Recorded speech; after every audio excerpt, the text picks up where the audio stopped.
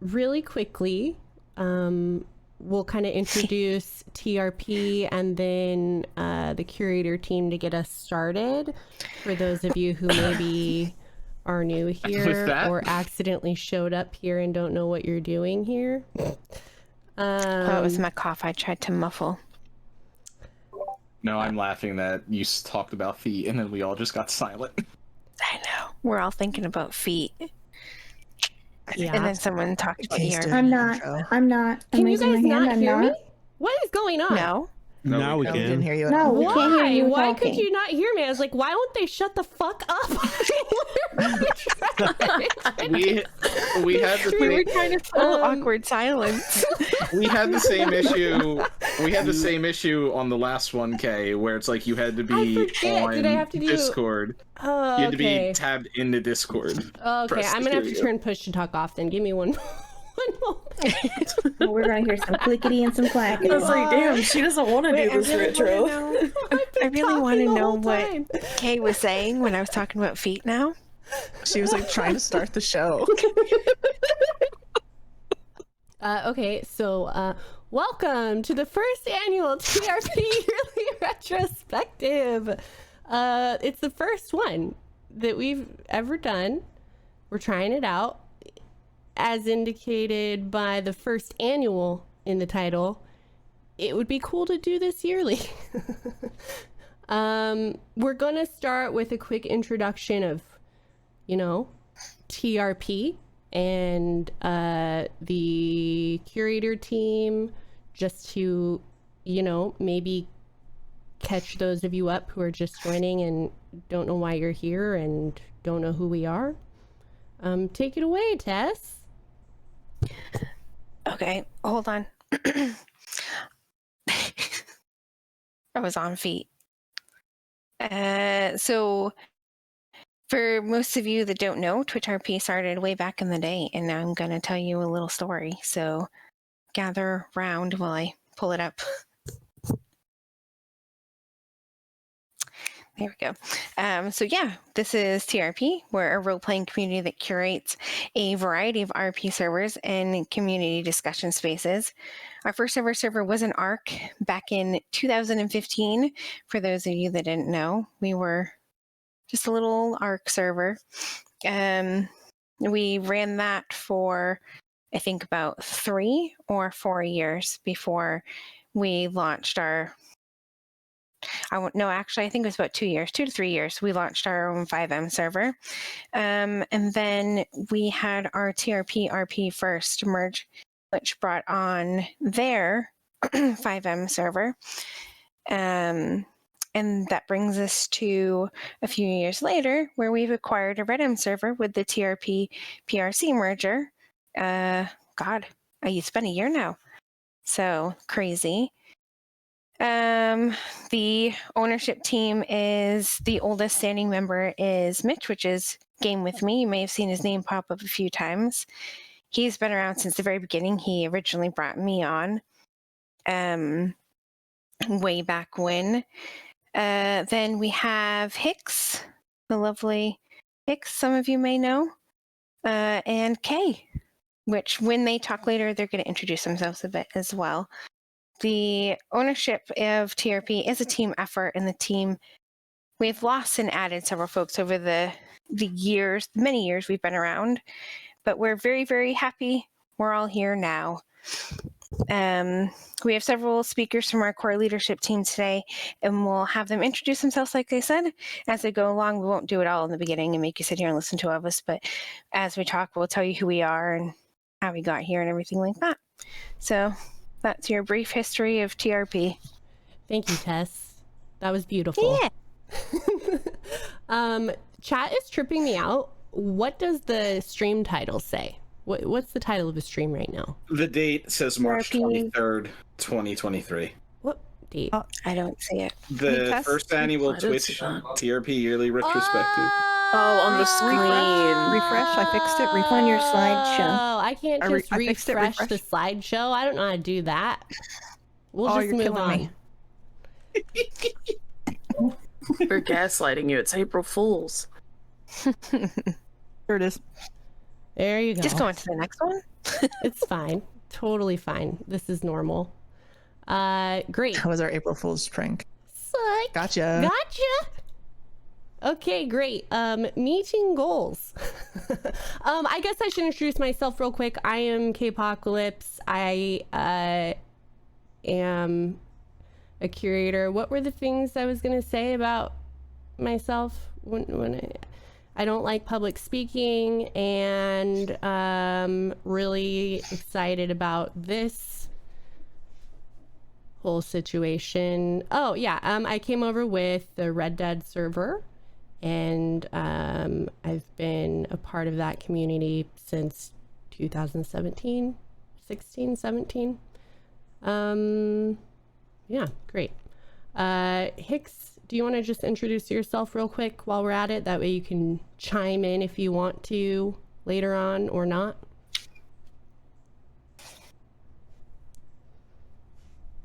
He's sleeping. I'm Hicks. Yeah, I'm Hicks. Yeah, that's me. Woo! The voice of an angel. So we do have some goals for this meeting. We're going to establish a shared perspective on where we were a year ago versus where we're at now. We're going to provide facts and data about staff and community structure, expectations, accountability practices, and more. We're going to share both immediate and long-term development and community goals. We've got a QA to follow in a Discord forum. I posted about this in the announcement a little bit, and I'll probably revisit this here in a second. I will give you guys a quick note on, as I said in the initial announcement, had we been able to schedule this at any other time on any other day, we would have. I assure you. Yeah. Community meeting on April Fool's Day, not our dream, not our vision, really. We're coordinating the schedules of, several dozen people on staff and almost a dozen speakers here today. We're a global staff across a wide variety of conflicting time zones. So here we are. This is a meeting that's been in development for over a month.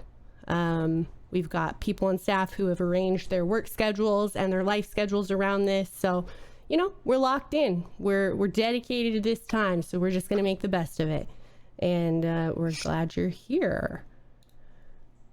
Yeah, so we've got the questions forum in the Discord to follow. Answers will be posted in the form of a FAQ kind of document on the website. You've seen those. You see the question that everyone keeps asking, and then there's a little drop down with an answer. Super cool, super convenient. That's in our future. I'm going to do a quick run through of our expectations for the meeting so that we're all on the same page. Be respectful in chat. Save questions for the Q&A forum. They will not be answered live. So don't post them because you're going to get ignored and feel weird about it. CM and CF staff are here to moderate. Their process will look like your first warning, 10-minute timeout. Oops. Ooh, scrolly wheel does things. Didn't know that. Second warning, ban. I am not a slideshow expert. I can tell you that right now. Second warning, ban. So, think before you type is my recommendation to you. If you're thinking to yourself, should I? Probably don't. This will be recorded. We're going to record it and put it up on our YouTube, and it will be available for everyone. So we're going to ask that no one else records it or co-streams it. Thank you so much. We have an agenda. I've estimated times for each of the categories in this agenda. We did we'll call it a dress rehearsal of this meeting last weekend when we did our staff community retrospective, and our estimates were way off. So, take these numbers with a grain of salt. We're going to start with our obstacles. We're going to go into achievements. We're going to talk goals, for the future. And we're going to talk requests and reminders, and then announcements, the exciting part. I talked a little bit about what a retrospective is in the announcement as well, but this is a meeting concept that we utilize on our staff really frequently, as regularly as possible. We shoot for bi-weekly. It's been really beneficial to us. We discuss our obstacles every retro. We start there and we progress through a process of identifying our action items so that we're, prioritizing our to-do list based on the collective agreement of what our priorities are. It's been really great. So we're kind of taking this concept and adapting it. Retros are really best done with very small groups of people with a really focused time frame. We're doing with this, with a massive group of people looking at an entire year. So it's not perfect, but we've done our best. 5 minutes and beyond for announcements. We have exciting announcements for you, okay? Anything anybody wants to chime in on before we dive in to our obstacles? I just wanted to point out that one of the biggest obstacles was planning this meeting because I'm going to be talking a lot, and that's a big obstacle. And I worked till about an hour ago, so you can blame it on me because that's mostly why. Sorry. Oh, yeah. And the fact that we've got people in Australia and New Zealand and the west coast of the US, the east coast, we have people in the UK. It's really chaotic trying to find space that we can all meet. I'll mention too, just really quickly, the topics that we've identified here as necessary to cover. These are the result of about 2 months of collaboration from the leadership of all of our teams, many of whom, will be introducing themselves today and speaking. And as I mentioned earlier, the meeting itself is a result of about a month of planning. So it's going to be a very brass tacks meeting. There's not a lot of flashing off for you. It's going to be very... it's not an exciting meeting, I'll be real with you, but very informational, a lot of data to take in, and hopefully a lot of your questions will be answered. Some of the recurring themes that we've seen come up in chats, we're hoping to answer here. And yeah, we do have some excitement for you at the very end. Yeah. All right, let's get into it. Into the nitty gritty. GTA CM team losses. Hello. Me again. So you heard me talk before. I'm Tess. I've been here for a while. I am one of the curators of the team and also more so on the GTA side. That's me. So team losses and impact on projects, teams, and RP. So unfortunately, for the last year or so, we've been extremely short-staffed, as everyone will know. Sorry, I'm going to get a drink of water.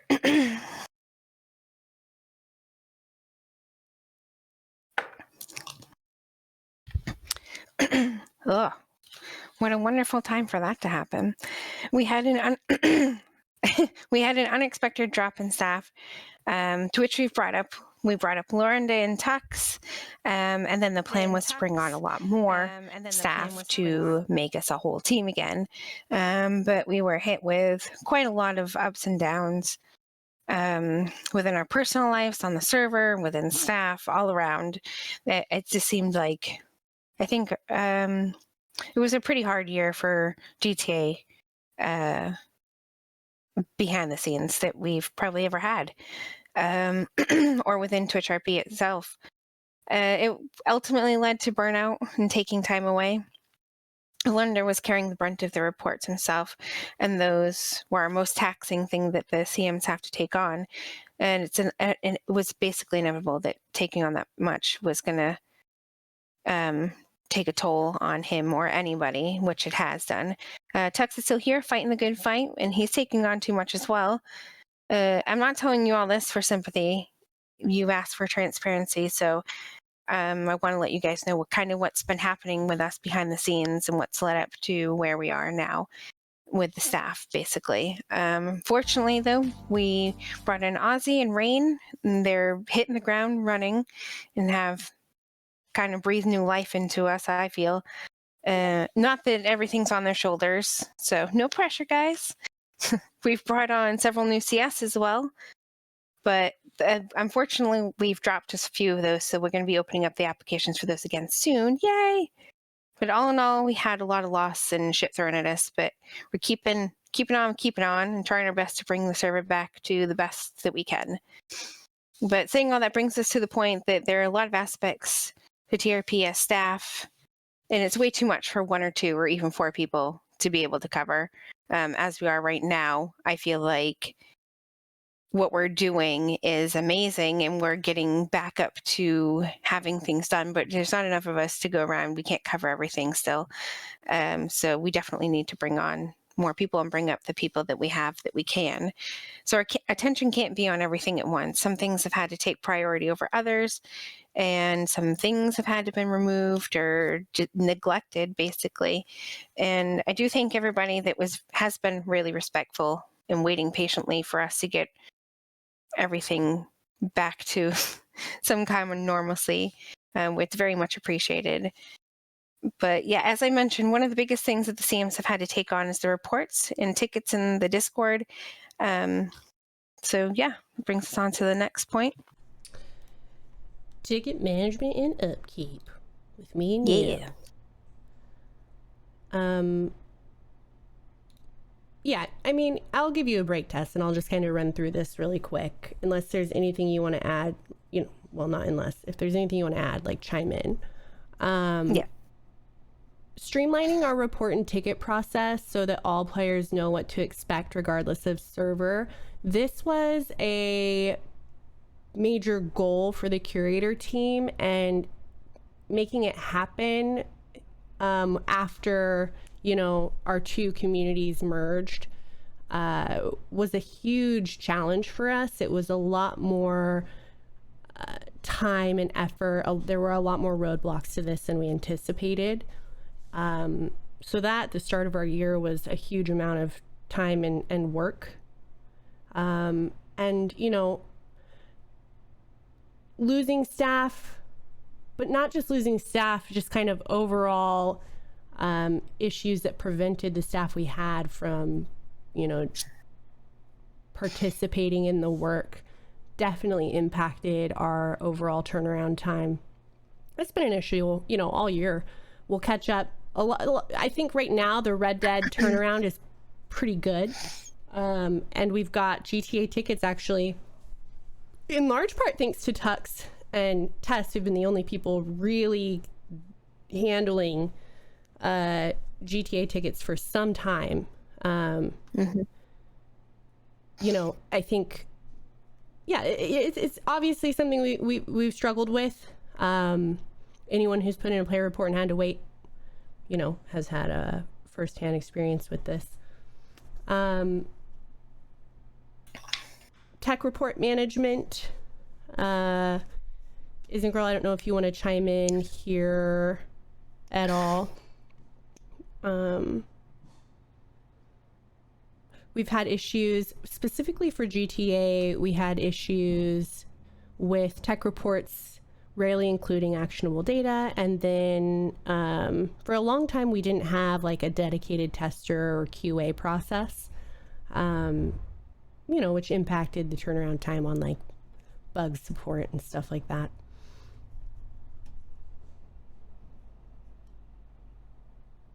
Anyone? Good. Yeah.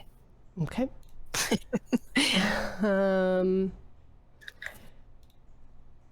Which, yeah, hitting on staffing shortages again.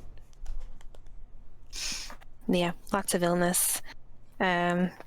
perpetual illnesses. We live through a pandemic, and the repercussions of that are still compounding because we are humans who live in the actual world. IRL priorities. Our staff has experienced everything from long COVID to earthquakes and hurricanes, hopelessness, job loss, loss of loved ones, and the list really, really does go on. Yeah, I feel like that, it's just life, and it is what it is. I think we're always going to have a small staff, and we're always going to be, spread thin and feeling like we can't keep up. I just think that's always going to be the case. Yeah. Which is okay, but it is also reality. Yeah. I think we'll always feel like we need more people, but I just like enough people to kind of cover our basics. Yeah. We haven't had that in a while. Yeah. One more bullet point. Oh, and yes, we will always prioritize our team's well-being and real-life needs, and we request the same consideration from our players. If you guys are sick, you take time away from the server. If we're sick, we're going to take time away from the server too. And I think that should be... I can't think of anything besides common knowledge, but that's not what I really want to say. It shouldn't be something that is like a big thing. It's, it should be okay. Yeah, a no-brainer. Thank you. Yeah, I think that kind of segues into the next topic, which is managing player expectations. Because we will always prioritize our team's well-being, and no one needs to justify taking a break to us. We actually have to force people to not work full-time work weeks for us. That's going to impact the rate that we often achieve our goals. As players, we might see other communities with features we want, more frequent feature releases and updates, a player report system we like better, faster turnaround times on support requests, player reports, etc., a suggestions and feedback system we like, and we may feel frustrated that we've chosen to play on TRP and aren't getting all the things we see other communities offering. Communicating the awesome things we offer while maintaining our boundaries, such as Discord conduct expectations, that's been a real and surprising challenge for us in the past year. It's actually really leached a lot of our resources. A surprising amount of time has gone into just managing player expectations. And when we're, it's a drain of resources that could be allocated to other more shiny and exciting things, like all the things we want. $1 million. I do want that. Yes. I'll share it with everybody. Moving on down the Sorry. list, toxicity towards staff. Yes. Tess is going to take point on this. Brian, if you have anything you want to chime in on, please do. I'm just wrangling dogs. Okay. I like that. I'm sorry. I just had a mental picture of Red Dead, but he's just there with dogs. I'm sorry. Toxicity towards staff in our community spaces and beyond. Examples of negative impact: lost majority of GTA ambos due to persistent demeaning, belittling comments on events.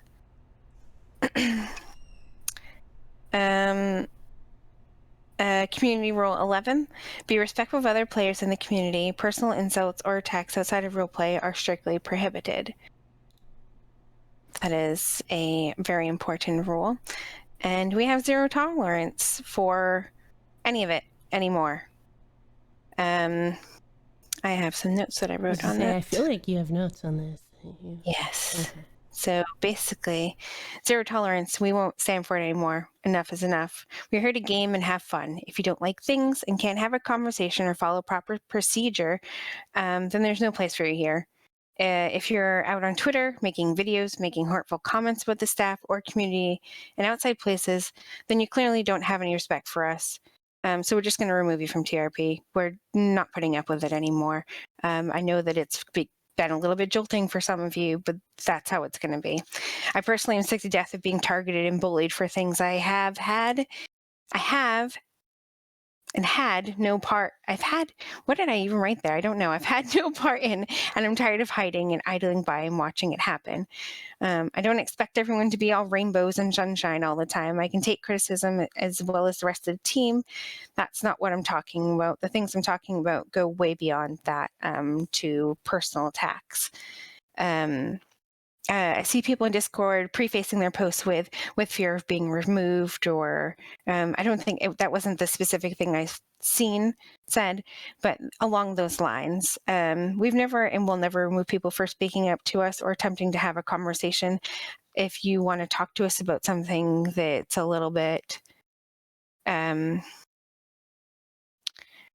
I don't know the words I'm looking for here, but if you want to talk to us about something that's not like the normal thing, or that you think is a little bit controversial or something, if you're going to bring it up to us and you're going to be respectful about it and not make diggy comments or anything like that, we're going to talk to you. But it's the same way that happened in GTA General the other night.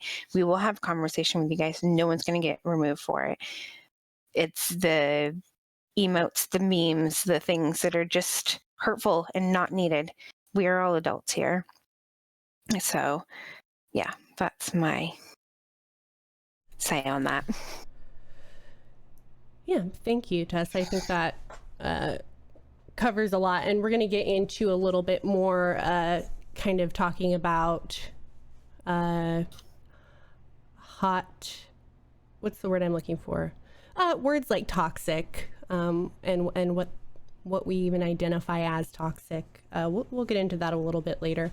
Bash, I saw your question, and I'll just follow up with you on that real quick. A couple slides back, we were talking about player expectations,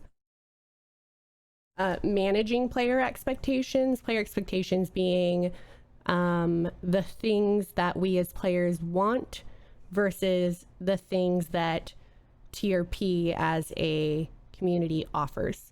That's kind of really what we were getting at there. And I think it correlates to this toxicity topic a lot. Those expectations not meeting, what we have to offer not meeting people's expectations has been, I think, a correlating factor to a lot of the toxicity that we've encountered over the year. And I will say it's really amped up.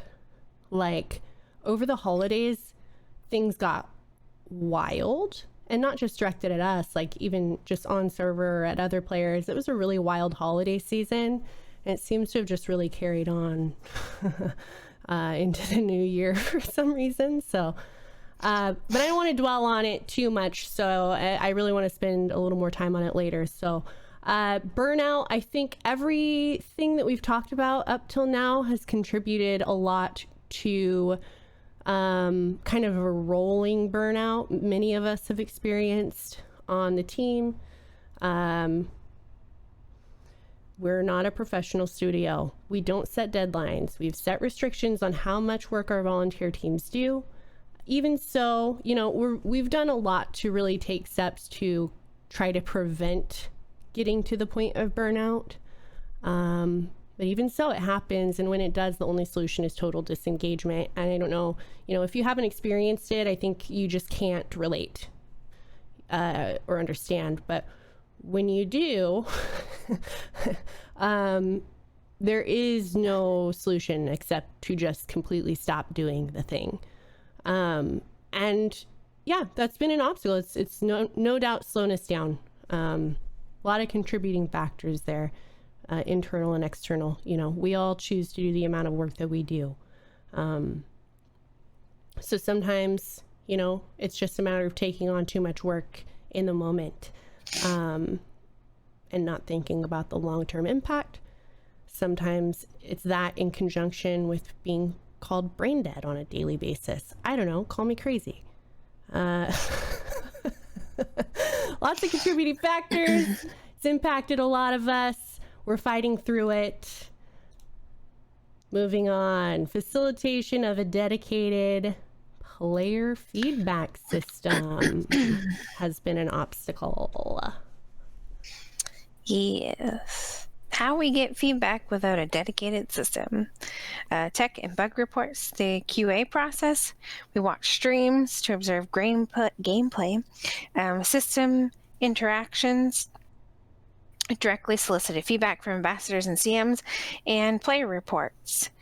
Also, a lot in the Discord as well. We listen, we see everything you guys say. So when you guys are complaining about things or you say something's happening, we take note of it. We hear you guys. We have a lot of things that we get feedback from. But lack of a dedicated feedback option doesn't negate the expectation of respect and kindness.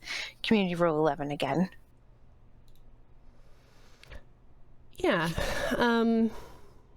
I think that sums it up. I don't want to get too far into that. We'll talk more about feedback, how to give it in a constructive way a bit later. GTA server pop. Oop. Oop. Yep. There it is. Nailed it. I don't know if you want to speak on this one, Tess, or I can have some chat. I just had one note, and I wasn't going to say my note, but I'm going to read my note. My note I made to myself, it says nicely with 2 exclamation points. Point out that I don't give a shit about the pop. As long as the people that are there are having fun, you may proceed. All right, so everyone that doesn't know me, I'm Fingerguns. I've been a part of TRP since 2018, back when there was 2 servers, uptown and downtown, and then I joined the dev team in early 2020. And currently I'm the lead creative dev for 5M. But yeah, a little bit on player pop. The player pop has been an issue for a little bit now. I pretty much been putting that down to that we are struggling in terms of deliverables, new content and stuff like that. There's also, to deliver a lot of new content in a sustainable manner, we have to upgrade our systems that maintain them. We have a bunch that are pretty much done, but on the chopping board, and some things that I'm hoping to get delivered in the near future, which hopefully should help increase that population. But yeah, it's very much comes back to the loss of team as well as burnout in certain areas as well. For 5M side of things at the most. Yeah, that's about it. Thank you, Fingerguns. Can we get You're some of your favorite desserts in chat for Fingerguns? Thank you so much. In my dream and vision of this slideshow, the purple space would be... I didn't hear an introduction from Fingerguns. You weren't listening. Open your listening sorry. ears. He did a beautiful introduction for himself. I was very impressed with it. Sorry, Hicks is wrangling dogs. I'm wrangling kids. That's it. I envisioned the chat being on the screen. That's why the whole shape of the slideshow is awkward, and there's a giant purple space, in case anyone was wondering. I envisioned having the purple space. Yeah, it's like, all right, it'd be cooler if the chat was over I thought it was purposefully there. Oh, okay. It needs like falling crabs or something. Yeah, it needs like some movement, but you know, achievements. Let's talk achievements. Let's shift gears. Obstacles were not super fun to talk about. Achievements are more exciting. Yay, good bits. So I did some editing on this slide to try and communicate this a little more clearly, and I forgot to add the animation to the rest of it. So boom, safety and inclusivity. So one of our achievements this year is that we, our lead devs and curator team came together and nailed down our pillars. These are the things that guide our decision making, how we identify our priorities, the things that are most important to us. Very top of the list is safety and inclusivity in basically every decision we're making, every system that we implement. These are kind of our top 2 considerations. Does this make the space more safe? Does it make the space more inclusive? From there, we have some specifics for community management. collaboration, story, fun, and friendship. Development team's going to look very similar. These are the things they're considering when deciding what features to work on implementing or updating, with the addition of purpose and economy. So I just wanted to, share this kind of, if you're ever wondering like what guides us in our decision-making processes, here it is. We're going to go through some updates that make TRP safer and more inclusive first. CM Handbook is a massive document. I actually don't know how many pages it is at this point. I was just thinking that. I'm going to go look. I should have looked for you. This is a project that has been extremely collaborative between the GTA and Red Dead teams, and it is an effort to document all of the expectations of our CMs so that we can very easily hold each other accountable and we know what's expected of us. 69, nice. We did that on purpose. Is it 57? You assholes. We're gonna have to add some more because I do think 69 should be the goal for this handbook. Increase the font. Just increase the font. There you go. It covers all of our processes as well, so that we are able to achieve that goal of a seamless experience for our players across the board. So it establishes documented CM expectations, processes, and oversight. It creates accountability for us, and it's a source of truth. So we all have, my broken record saying is that if it's not documented, it's not policy. This has been a big effort to get rid of the, Kay said 6 months ago to me specifically, no one else remembers it, but she said, this is how we do it. So we're trying to get rid of that. And I think it's been quite successful. Subsequently, we're working on similar handbooks for all of our teams, CS, Ambassador, QA. The world is our oyster. Who knows from there? It's a collaborative effort between existing TRP staff and the incoming PRC team. It's been a year-long project, and it continues to be a project. It'll probably be a project forever.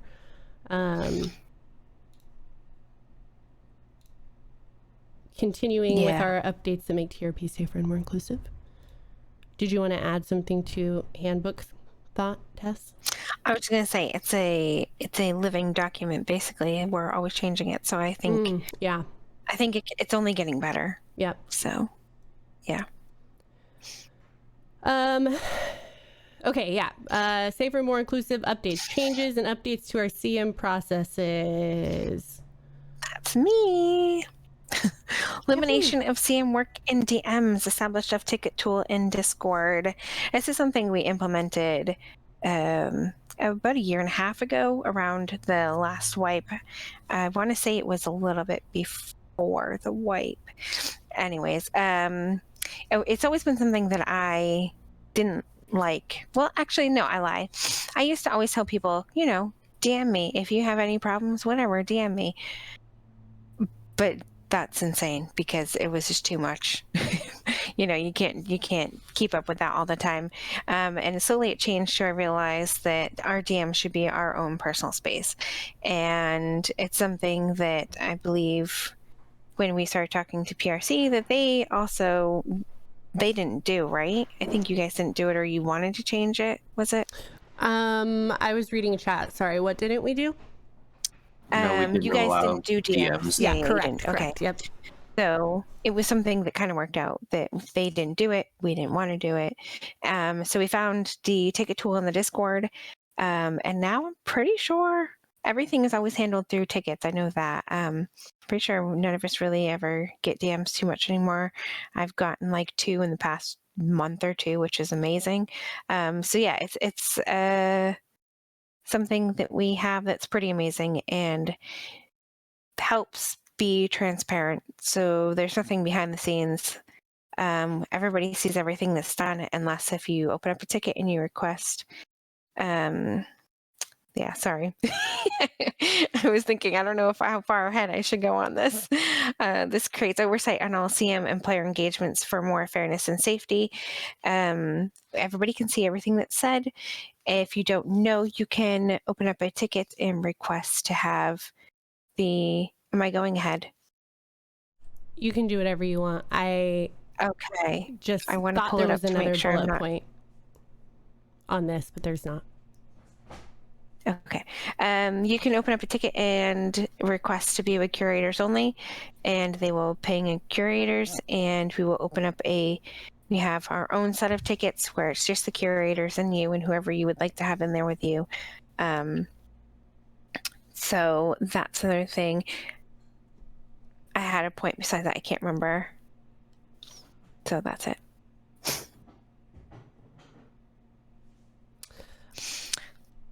Establishment of standards for evidence-based action in tickets and ongoing collaborations with dev teams to improve CM tools for reviewing player actions on server. Yep.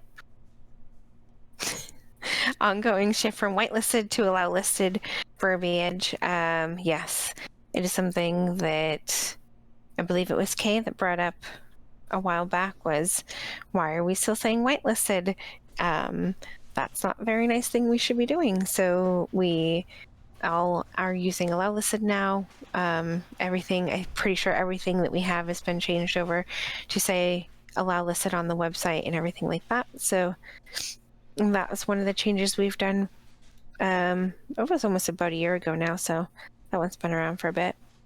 Establishment of team support tickets to empower staff members to report other staff members privately to the curator team.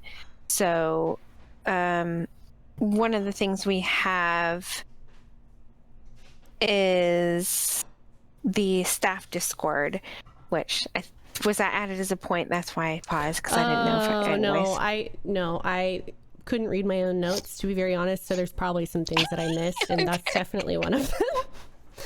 Okay. I was like, crap. Yeah, no, I'm afraid that I'm just going ahead. No, but that's all good. So one of the things we have now is a staff Discord, which is another update and change. We never had that before. We did everything in the Discord, in the TRP Discord. So with the merger, we opened a Discord for all of our discussions and everything. We had all the staff join it, and it kind of became where all of our staff stuff is. So we also have our own ticket system in there, where anybody on staff, if they have a problem, they can open up a ticket, and it just goes with the curators, and we can see it and nobody else can see it, and it's privately done in there. Because when you guys open up your tickets on the website, there's no way that we can make it so that way certain people can't see it. Everybody will see it. So if they want to be private, they can't be. Same with you guys. If you guys want to do it privately, to open up one on the Discord and ask to have people removed. So it's the same thing in our own space. Sorry, I mentioned this earlier. For those of you in the chat channel, I'll share my screen so you can see the slideshow in real time, as opposed to delayed on the stream. Sorry about that. Nice. Safety and inclusivity updates continued. Yeah. We've made some updates to our CM processes. We mentioned this a minute ago, I think, but we did establish. Oh, did I add this? Okay. Establishment of curator tickets to empower players to report staff members and/or sensitive topics privately. So, yeah, curator tickets, again, they're seen only by curators, and it mitigates the number of others who can see what you're talking about. People reporting harassment stuff, that can be really uncomfortable to share. And obviously, if you're reporting a member of staff, you probably don't want them to see the report. So, establishment of documented policies regarding sexual harassment, discrimination, racism, etc., that prioritize the protection and safety of victims and reporters. obviously it's always been, I think, for both communities, both TRP and PRC, it's always been the goal that, you know, we don't want discrimination, we don't want racism, we don't want harassment, we don't want to support people that do these things, but establishing specific, you know, policies that guide how we can identify these issues and what we do just enables us to actually achieve those goals more consistently. And again, our priority on these is the protection of the victims and reporters, and maintaining their anonymity. Establishment of criteria with which to assess harassment reports and identify safety concerns. Ongoing anti-racist co-learning to help support the enforcement of our established policies and facilitate community growth. This has been an iterative learning process to figure out how to even approach this. This process of co-learning about racism, but also these topics of harassment, of bullying, of, you know, these things that like most of us are not trained in. Most of us are not therapists or counselors or people who work in fields where we're trained on recognizing these issues. Racism, it seems like, oh, it's so easy, don't be racist, but identifying behaviors and language that's racist is actually not always obvious. And so yeah, ongoing learning about that so that we can be more consistent and more inclusive. The approach to this learning process, the Red Dead players might recall community campfires that we were doing for a little while. Those didn't quite get us to the outcome we were hoping for. We've shifted gears. We're going to start internally, focusing really internally, and really just leaning into our core leadership team to do this work first and figuring out how we're going to approach it. And then once we've settled into a really solid process, we'll start expanding that to hopefully the rest of our team, and then potentially maybe collaboratively with the rest of the community. But yeah, that's where we're at with it right now. This also coincides with further learning to support our ability to recognize and respond to, as I said, abuse, gender-based harassment, anti-trans harassment, racist or bigoted stereotypes, lots of interconnected topics. Something I just learned recently in our work through here is the distinct difference between racism and prejudice. So, you know, maybe let that be, maybe you're like, yeah, duh, there's an obvious difference between racism and prejudice. And maybe you're like, what are you talking about? So, you know, let this be a little seed planted in your bonnet to explore that topic a little bit if you're interested. Behind the scenes updates that make TRP more fun, collaborative, and sustainable. Sustainable being will be here for the long term. We're not going anywhere. Yeah, so fuck you all. Wow. But yeah. I told you we're fighting through some burnout, and I meant it. We're really coming out swinging. Tess touches something with her feet once, and she thinks, Right? She's changed. Sorry. Amazing. Those claws. The expansion of our ambassador teams has supported more fun, collaborative, and sustainable shit, okay? Red Dead really was our testing ground for this concept. It's a concept that has been in the works for at least a couple years now. Really iterating over several different generations of ambassadors to get to the point that we're at now. That I think is a really exciting and inspiring team and role. GTA is taking the first steps to replicate the ambassador concept. Their team did a great, Halloween event. They did armored car heists. They've been doing a lot of collaboration with the dev team as far as like getting tools in their hands. We'll talk a little bit more about some of the specifics on those things here in a bit. One of the iterations of this concept was the implementation of ambassador recommendations. So if you're wondering, how does someone become an ambassador? They are recommended, as opposed to applying. You can recommend somebody for the team.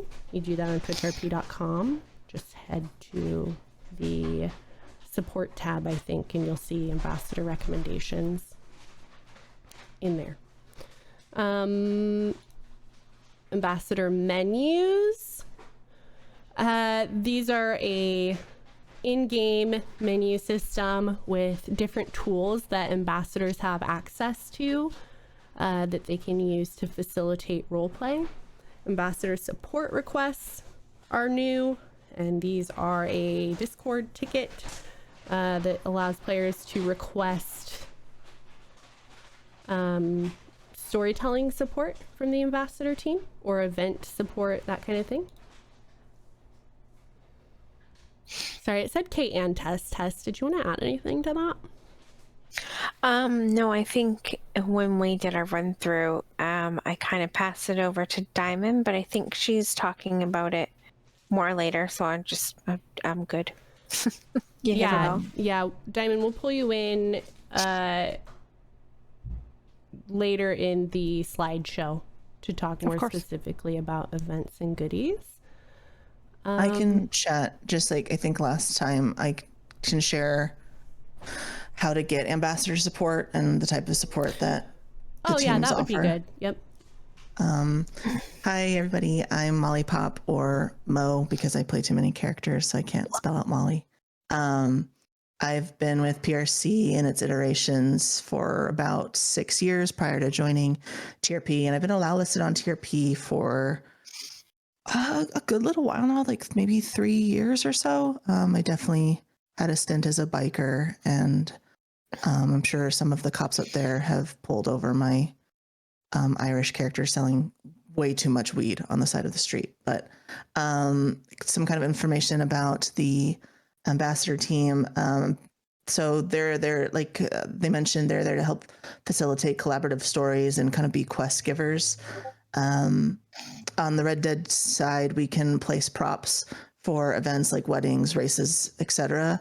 And I think on both sides, additionally, if like perhaps you've committed a crime and you weren't able to leave a scene or provide counterplay, you can open up a ticket requesting so, and ambassadors have ways of sneakily getting those scenes in so that the counterplay and collaboration can still happen.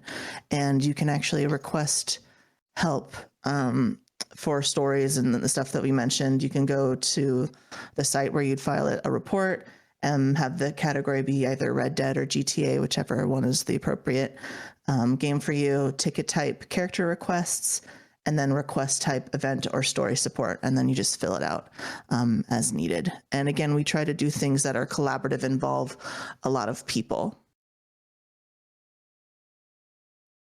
That's it. That was beautiful. Unless Diamond wanted to add something else. Mm-hmm.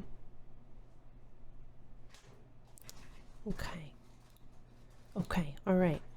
More fun, collaborative, and sustainable updates. The expansion of our dev teams. Hicks, you want to say anything about that? No, I think most of the growth has been on the 5M side, so that'd be more Fingy or Isengirl to speak to. We've had pretty much the same consistent folks on Red Dead. You know, you got your Arix, Ravens, your Elements, your Skyfalls. Yeah, it's been pretty much the same team for a little bit now for Red Dead. Awesome. Dev teams have grown. That said, hold on, because I've been wrangling dogs. I'm a little distracted. This isn't necessarily dev team growth as much as it is growth in the dev team.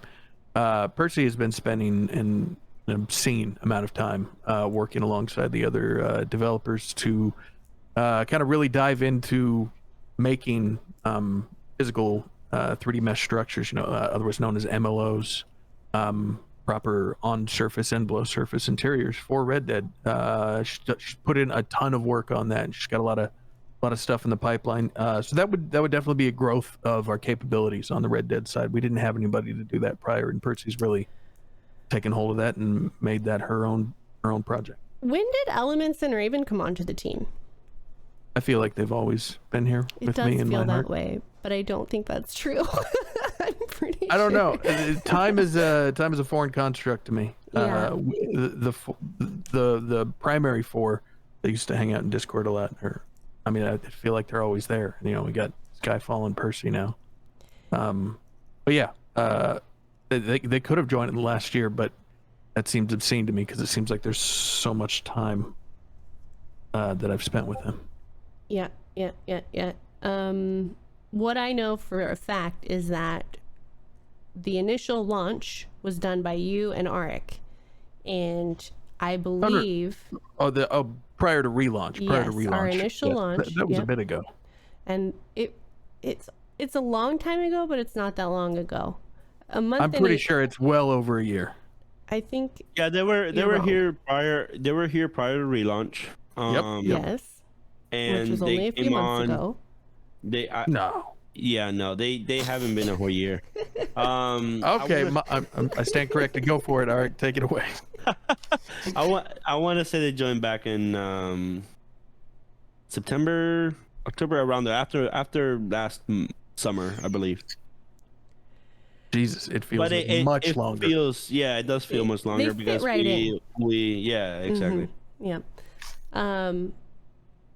I mean, I've seen you guys put out. I think the ability to put out more is really apparent.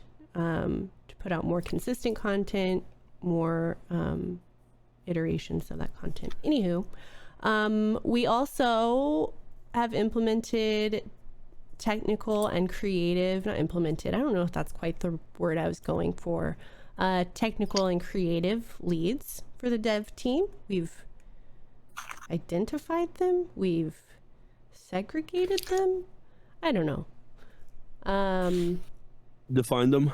We've defined them. Thank you so effing much. That's exactly what I was looking for. For Red Dead, our creative lead is our very own Hicks, the voice of an angel. Our technical lead is Arik, who has not introduced himself. Hello everyone, I'm Arik. I've been actually allow listed with TRP around the same time Molly got allow listed because I was part of that bike again that she's talking about. I've been prior to that I was with the PRC since 2017, I want to say, if not early 2018, when it was TLSRP. I joined the dev team a few months after that, not knowing anything about development work and being motivated to learn. And since then, it's 5 years now that I've been working with Hicks and on this project. But yeah, it's a little bit about me. Thank you so much. That was enlightening. Our GTA creative lead is Finger Guns, who we heard speak a little bit ago about player pop. And our technical lead is Isengirl, who might take this moment to introduce himself as well.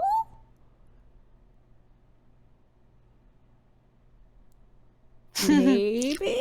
Unless he's asleep. I think he might have fallen asleep. He might have fallen asleep. Isengirl. He's lighting up in Discord. He's here. Yeah, but he might. He was here last time too. I just heard him. He's lighting up. He's lighting up. He's right there. Yeah, he's talking. Yeah. So hi, I'm Isengirl. I'm the technical lead in GTA Land. I write lots of code. It's great fun. Hell yeah. Ratsky. How long have you been on the dev team, Isengirl? He's like, too long. Too long. Inhale. Sometime in 2020. Okay. Okay, all right. It just feels like 10 years. That's great. That's great. Okay, great. Thank you guys for those introductions. Appreciate it. Does somebody want to maybe briefly, I'm putting you on the spot, clarify for those of us who are not developers what maybe the difference between the creative and technical leads is? Oh, that's super easy. Finger Guns and I, we come up with like super fun ideas of things we want to do, and then Arik or Isengirl both tell us exactly how much of it is tomfoolery and how much is achievable, and then they help us achieve those goals. Oh, that's really wholesome. That's beautiful. But they also fix it when we break things, which we do fairly often. Okay. Hey, you give me too much credit. I break things too, okay? And then Raven comes and fixes it. Raven's the real hero here.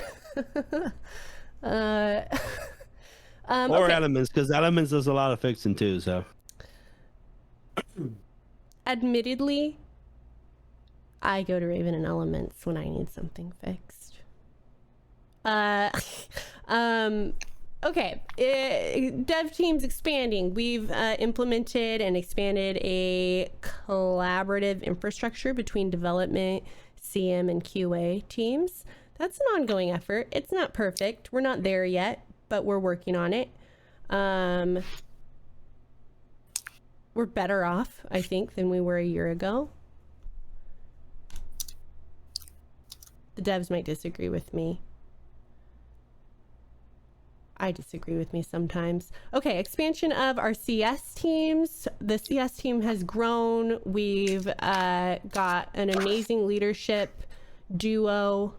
CS being community support. They're the folks who are always helping you in our support channels or in your support tickets. We implemented our QA team, quality assurance. Prior to this team's existence, the Red Dead server, we pretty much just, whoever wanted to volunteer and was allow listed already could become a tester, and we'd kind of just randomly try to get the testers together to test stuff on before it hit the server. This is a little bit more of a formalized process, and I think a lot more efficient, and requires a little bit more technical experience from the folks in the QA role. And that was really spearheaded by the GTA team, actually, and I would say Tux, Isengirl, and Tess really made it happen. Correct me if I'm wrong, but I feel like you guys made it happen. The CC team. Or the QA team, I mean. Sorry. QA. Yep, sorry. I rolled ahead. Yes, I think... I think we all had a part in it, but yeah. It changed hands so many times because I feel like over the past year, so yeah, it was really a long ongoing effort. But it's been really fruitful, I think. And right now the Red Dead side is kind of basically replicating that and slowly but surely achieving our dreams too.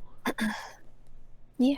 Tux and I worked together on the onboarding for it, and he and Isengirl worked on pretty much everything else. Yeah. And I kind of told him that, like, I would like for when everybody's brought on to have the handbook done and stuff. So he wrote up a handbook for them. And I kind of proofread it and everything. And yeah, that was my only really part. I didn't have much part in it. It was all pretty much Tux and getting everybody else involved with it that has been involved with it, but she's not here right now, so. Yeah, I'll just Tux throw is it our QA lead. In his place, does anyone really quickly, maybe Isengirl or one of the other devs, want to tell us kind of like what the QA role is really quick? I think I could do it. If nobody else wants to. The QA role is essentially they've migrated to handling a lot of our bug reports. So whenever you put in a bug report that has actionable data, which we will talk about later, I think, our QA team goes through. They parse through all our bug reports and see what can be what's often reported, and then they take that and they try to replicate it on a test server that we have, and then from there they then pass it on to the devs for us to fix. So essentially our QA team does that, and as well as whenever we have new features coming out or fixes or updates, we have servers that we pull up for them to go in and try and break things, try and test things, make sure everything works as intended, and then they report back to us to see how that feature is, and if we need to do anything to it to then push it to live. Awesome, perfect summary. Thank you. Tanixian in the chat there is our lead QA for the Red Dead team. Oh, we just didn't get him in here to talk. He is present. He is present. We implemented a content crew team, and our lead. He is here, by the way. He's in here? Awkward. Yeah. He's joined. Hi, Tonix. Hello. Wait.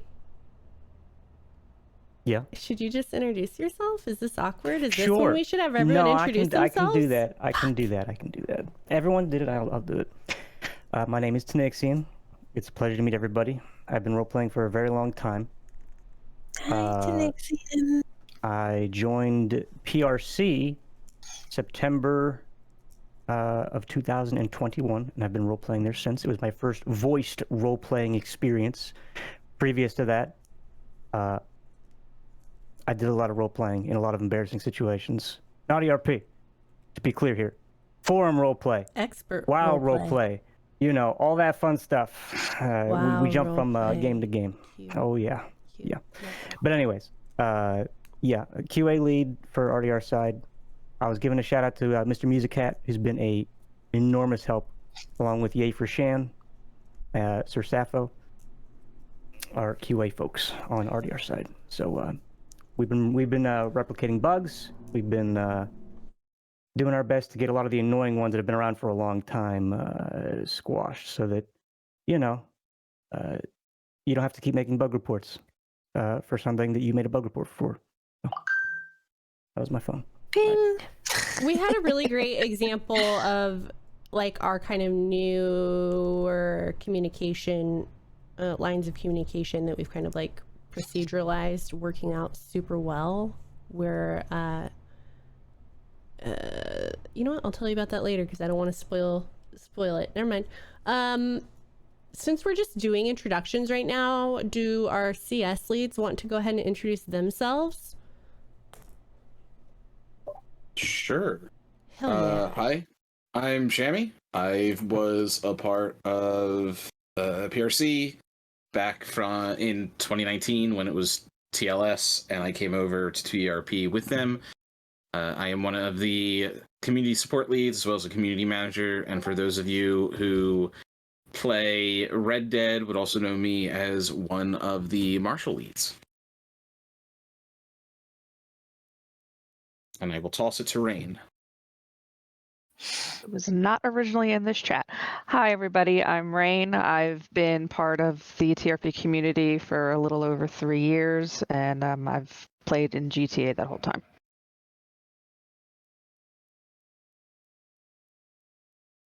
Woo!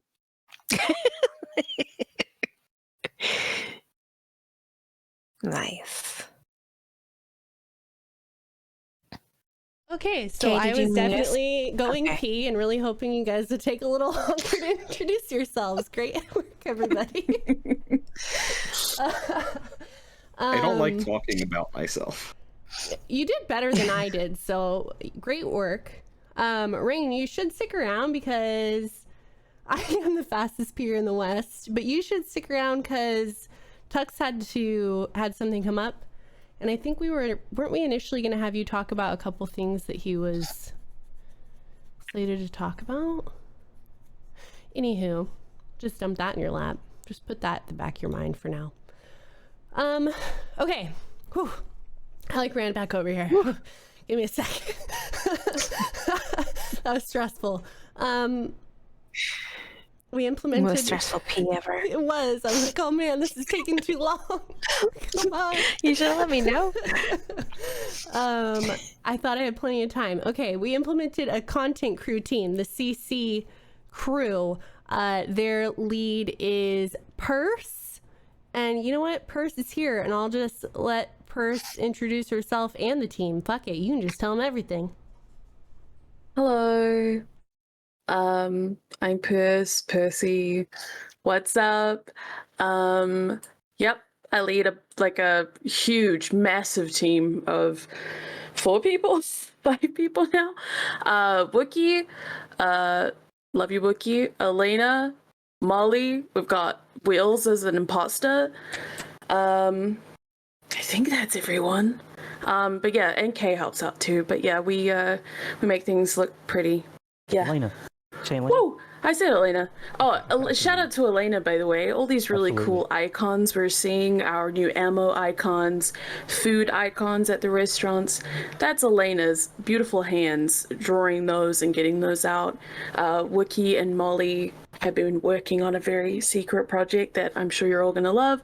And yeah, they're great. Woo! I'm constantly mind blown, by the way, on how Elena is able to fit the icons to be like they look like they're out of the game, right? Mm-hmm. Like, yeah, she did a great job too with stuff like the little books, the escaping. Oh yeah, the books. Yeah, like the recipe books. Yeah, we redid those, and it was all her art. So yeah, we also put it in the game as well. So if you haven't noticed yet, it's actually in the game. The actual book in the game texture is the same texture, and I don't know if you guys noticed the title, but it's awesome. Yeah, they're all custom. They're not pulled from Red Dead. So big ups to Elena, big ups to Molly and Work for working on big secret project I can't tell you about. And yeah, woo, great, good team, best team, if you will. Purse is also I think one that of should be our... our... Go ahead. No, it's okay. No, I don't want to... it's too late. I need it out. I think that should be like our theme for the whole... Woo! This whole meeting is the woo. Sorry. It's very Squidbillies of us. That's fine. Purse is also one of our lead CMs. CM is short for community manager. Was that a question in the chat a little bit ago? I say customer manager. Do you know we should put out like a key or something, maybe in like the welcome channel or somewhere. They'll like all of our crap. We have a lot of updates to do on our Discord onboarding system, so there's been so many updates. Okay, we've established a staff recruiting and onboarding procedure. This is great. This is our application process, our recommendation process for like ambassadors and applications for all our other roles. What happens when you apply is, we review your application. You can apply anytime on the websites, by the way. The apps are always open, but we're not always reviewing them. We will put an announcement in the Discord when we're ready to review applications. We'll give you a deadline. We'll say, we're going to be reviewing applications. You have until Friday to submit them. And we'll review all of the applications that we have outstanding. So we do a basic review just for like kind of immediate disqualifiers. This person's not even allow listed yet, for example, or just got banned for 30 days or something. Usually there's pretty extreme ones. One of our expectations is that of our community managers is that you're not staff on another roleplay server. So that would be one that kind of disqualifies you. But so once you get past that first initial phase of review, we take your application to the team you're applying for concerns and endorsements. If anyone on the team has worked with you before or knows you well and can vouch for you, they can do that then. If someone's had a bad experience with you, they can do that. They can let us know there. Concerns don't immediately disqualify a person either. Often they give us the kind of like information to go into the next part, which is interviews. So if a concern is, I know this person has a tendency of getting burnt out and kind of disappearing, we can kind of bring that up in the interview and say, you know, maybe how do you prevent yourself from burning out? And, you know, if you feel like you're getting overwhelmed, what steps do you take? And then from there, again, if no red flags have arisen, we've got a great deal of work to do on our training program, but we're really working on it. We're really doing our best to onboard people in a way that doesn't freak them out and overwhelm them. We've come leaps and bounds from a year, even a year and a half ago. So it's a pretty in-depth process, but it's been a really successful one for us. I think the staff that we have, again, it's always going to be small, but it's we've got some amazingly dedicated, trustworthy, reliable people. Every single person on our staff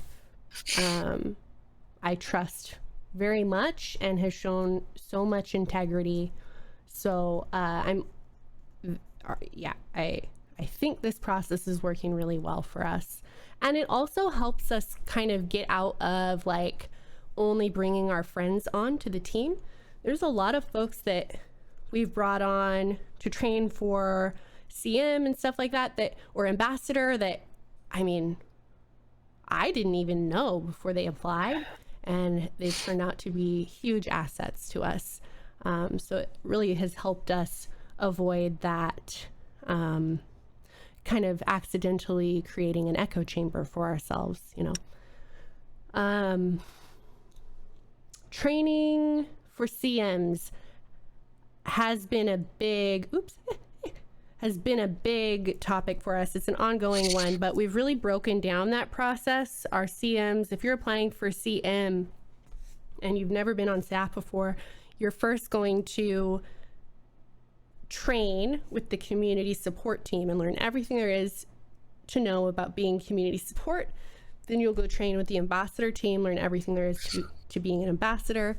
And if you are successful in both of those things, then you'll start learning specifics about community management and that role. Community managers are corely responsible for enforcing server and community rules. So it's that and supporting RP systems that don't have in-game mechanics yet. So a really good example of that would be our business applications. CMs handle all of that.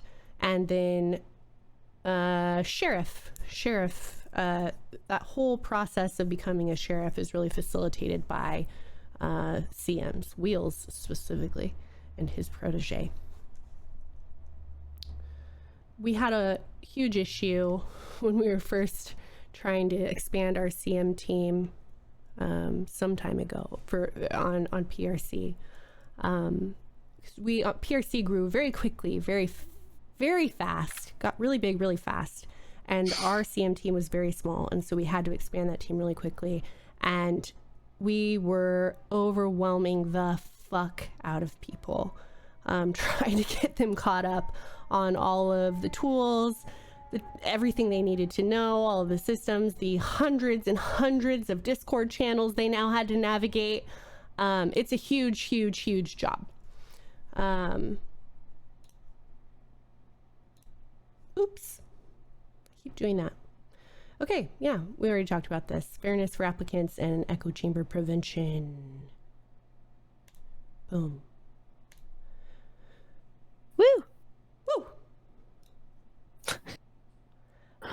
Okay, more achievements that supported more collaboration, friendship, fun, and stories. We're shifting gears a little bit.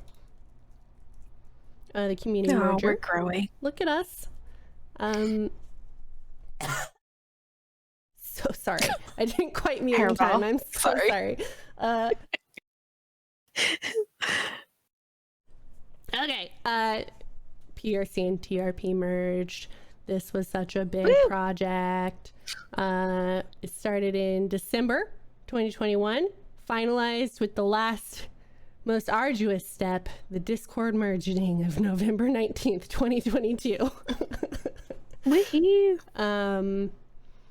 I think that was something we were really looking forward to, like, pulling the bandage and getting it over with, but no one was looking forward to actually, like, doing. So it was a lot of fucking work.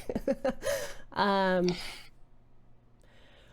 yes. But we did it, and we got past it. We did it, and it honestly was kind of like, it went off way smoother than anticipated. And it feels right to me now. Yeah. You know? Yeah. Exceptionally proud of, just really going to call out the CS team leadership, Rain and Shammy, and even some of the other really active CS folks who are now also CMs, even Aussie being one, and some other folks. I'm sorry if I'm missing people, but the CS team really, really spearheaded the effort to combine forces and cross-train, showing the CM and AMBO teams how it's done. Like I had mentioned, we mentioned this very early on in the meeting, but streamlining our player report system and our CM processes was a huge amount of work, and we had a lot of roadblocks, and the CS team was just like, it's silly that we're acting like these are separate jobs. Like, we could just cross-train, and everyone's a CS, and it's just they really showed, I think, the rest of our teams how it can be done. Yeah. I never got rid of that stray bullet point. I hate everything. Ooh, the allow list wipe. I suddenly had a panic. I was like, wait, we're doing an allow list wipe? No, God, Well, no. I'm sorry, February of 22, people. There is no wipe, okay? This is an old one. It was a success. We did it. Yes. I think it went down pretty well. Yeah, it was a lot of work. The old team that was here put in a lot of hours, and we got everybody back on for the start. Yeah, and it went really well, actually, surprisingly. Yay, yes. Yeah, I know you guys had done so much work, and from the outside, just, objective observer, it looked like you guys achieved all your dreams. I was very proud of you. Yeah. The Red Dead server relaunched a few months ago now, right around November.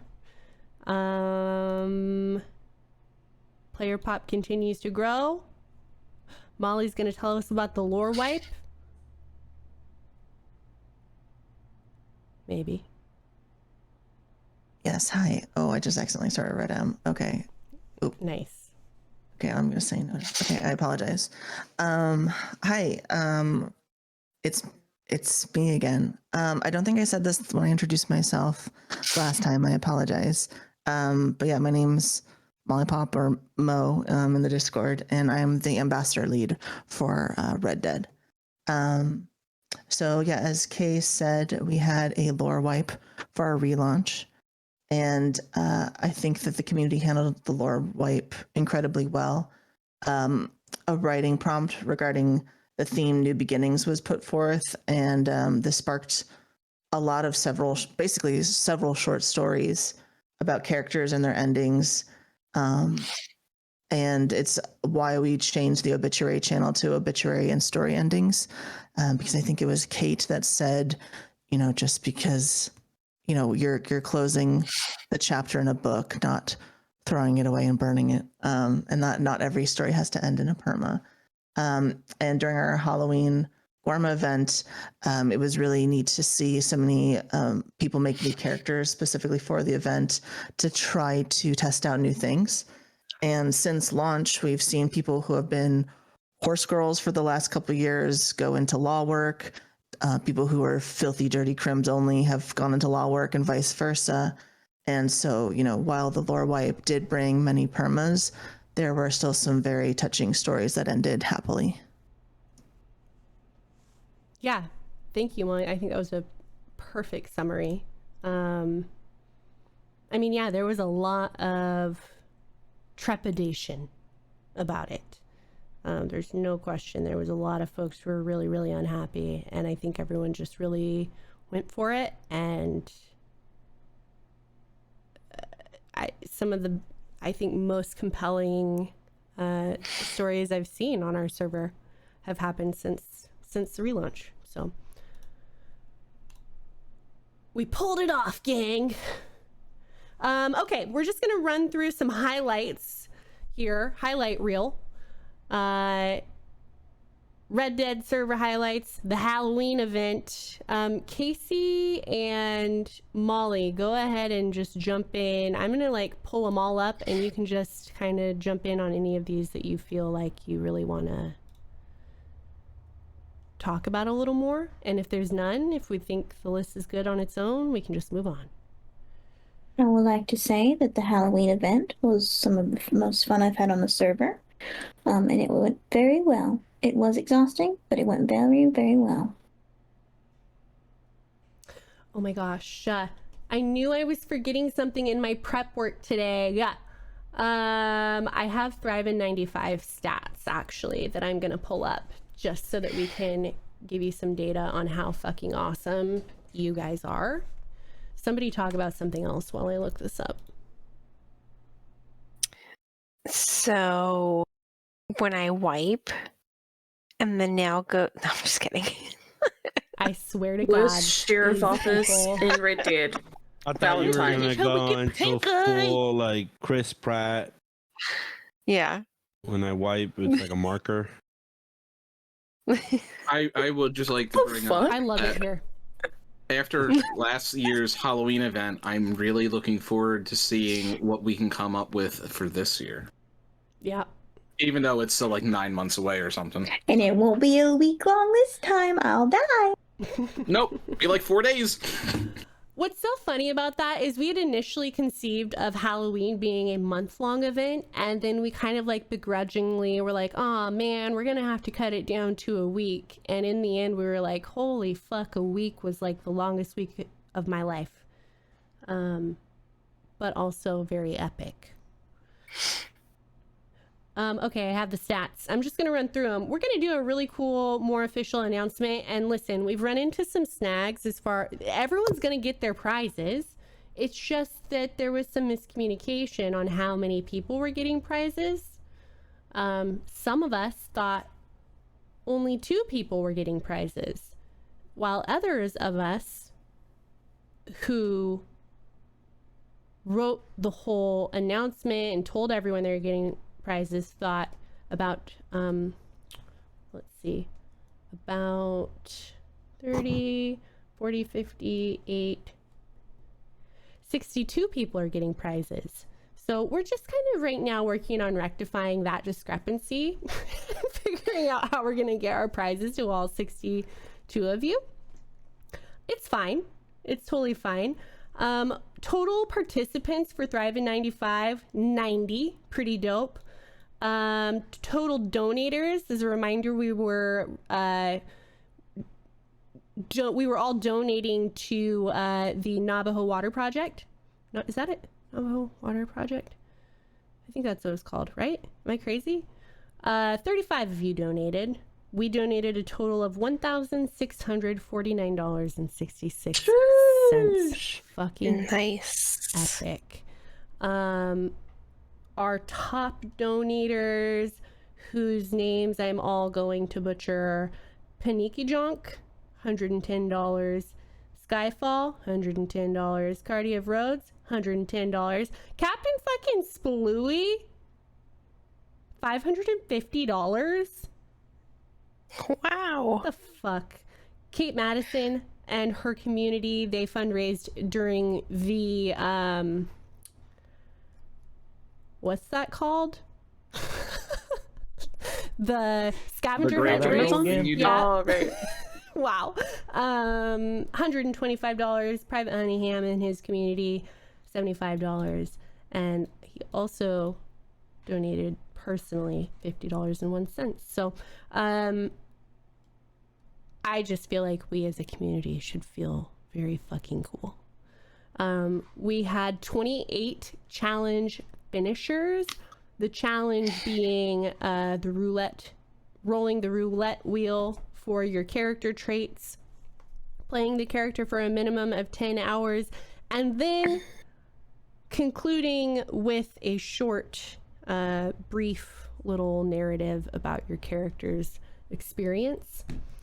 And we had 34 total donators. So, The Amazing Race, that's what it was called. Yeah, just huge. Oh, Bash was our winner. Bash Azor was our winner of The Amazing Race, with Matches Malone in second place and Private Honey Ham in third. Hey, congrats. So great job, everybody. Was really, really inspired and impressed with everyone's willingness to jump into that and to donate. I would love to do another event like this. We are going to get this wrapped up soon. It's really on me that prizes haven't gone out and a more official summary hasn't happened yet. Okay. Any other highlights we want to go over? We good to move to GTA? GTA highlights. Tess, you're in the parentheses, but I think this is where we're going to have Diamond jump in. Mm-hmm. Diamond, I'm going to put them all up on the board. I don't think we've had you introduce yourself yet. Did we? Oh, I saw that coming. Yeah. Hello. You know me as Diamond. I'm also in the Twitch chat as Sharkoa, if you're ever wondering how that's pronounced. I have always wondered that. Yes. Sharkoa. Not me saying Sharkwa. Sharkoa. Sharkoa. Just a little Sharkwa. I feel so uneducated. Oh no. Oh, it's over. I'm going to get into a giggle fit and it's going to be just done. I started with RP first. I actually looked this up because I was curious. January the 11th, 2018. I played Justice Wendy Walsh in GTA, and then her great times however many her aunt Rose Walsh in Red Dead, and I also play Kanan Luna in GTA. I started as an admin in ARC, and then somewhere along the line, somebody asked if I wanted to help herd cats as a community manager for GTA. And I went from there to a lead ambassador for GTA. And then somebody slapped Red Dead ambassador tags on me, and I help out there as well, wherever I'm needed. In real life, I'm a 33-year postal employee. I'm eligible to retire in January 1st next year. And something some people know about is that we had a murder-suicide in our postal facility at the end of October. So if you ever hear about challenges that the staff here faces, yeah, that was hard. So I had 1 month to recover from that, and then we got hit by peak holiday season, so life definitely happens. So for the GTA side, Halloween, oh my God, the Halloween events, that was so insane. And so what was funny was that was mostly player run. It was players coming together and becoming honorary ambassadors for the month of October or September and October, and they just killed it. There were like 3 or 4 different stories going on simultaneously, and it was just so much fun to watch. Then we had a Christmas scavenger hunt, and that was amazing. And the inventory bug, thank God. Thank God. I don't think I can really speak of the grave robbing and the parachutes. I know that Rabbit who's not in this channel, had a lot to do with that. If one of the devs will talk about that for us. Hi, I can jump in about that one. So yeah, grab robbing was implemented as a way to mirror mechanic that exists on Red Dead as well. And then parachutes were added as a vanity item that allowed ambassadors to have something before players to test the waters, and it's been a successful thing that eventually should become an item that players will be able to get in the world. And then, yeah, we had a whole new phone system in the last 12 months as well, which has had its slew of bugs, but been worked out as well.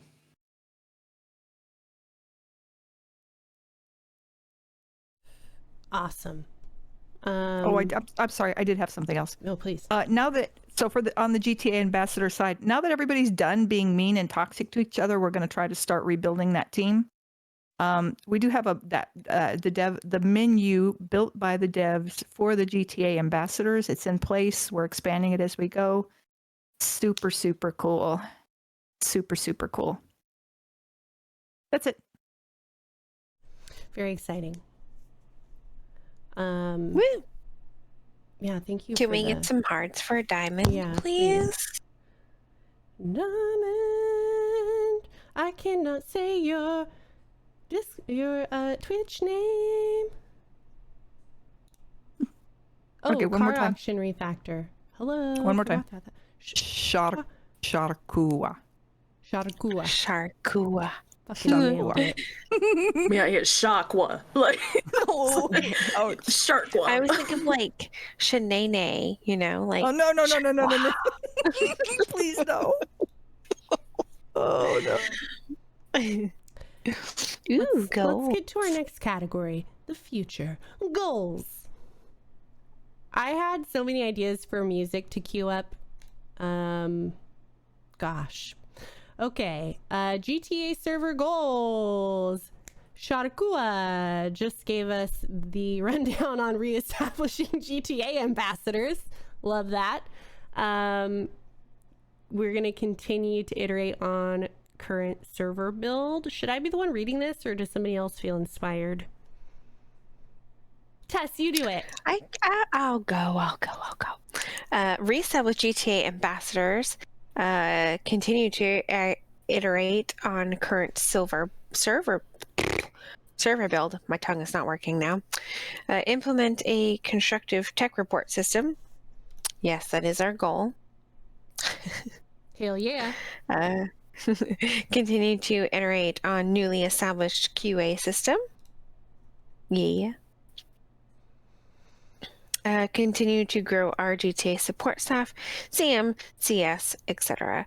Very, very much so. As I pointed out earlier, my goal here very, very soon is to hopefully get going on opening up applications again for people, because we need more people for CM, and I think we have 2 left for the GTA side. And I'm sorry if I'm forgetting somebody. Yes, we definitely need. That's not enough. I would like to have at least 5 there. But yeah, big goal for that one. Oh, and this was one we were going to have Tux talk about a little bit, and I do have some notes from him. If Diamond or Rain wants to chime in here, but maintaining current systems, meaning like the RP systems that exist, DOJ, medical, etc. PD, all the big ones. Yes. So, go ahead. We're currently training a new justice who was recently brought aboard, and we're always on the lookout for new blood to serve as lawyers. So the lawyers have the potential to move up. We hire in court clerks. PD command sometimes can move over to the justice side. So if you're ever interested in getting involved, you can approach one of the justices in game. Really, really proud of how well the justice system in GTA works. I was the very first justice, and we built it from the ground up, and it's just been amazing. People come and go. Life happens, but it's really been a strong system for us this whole time.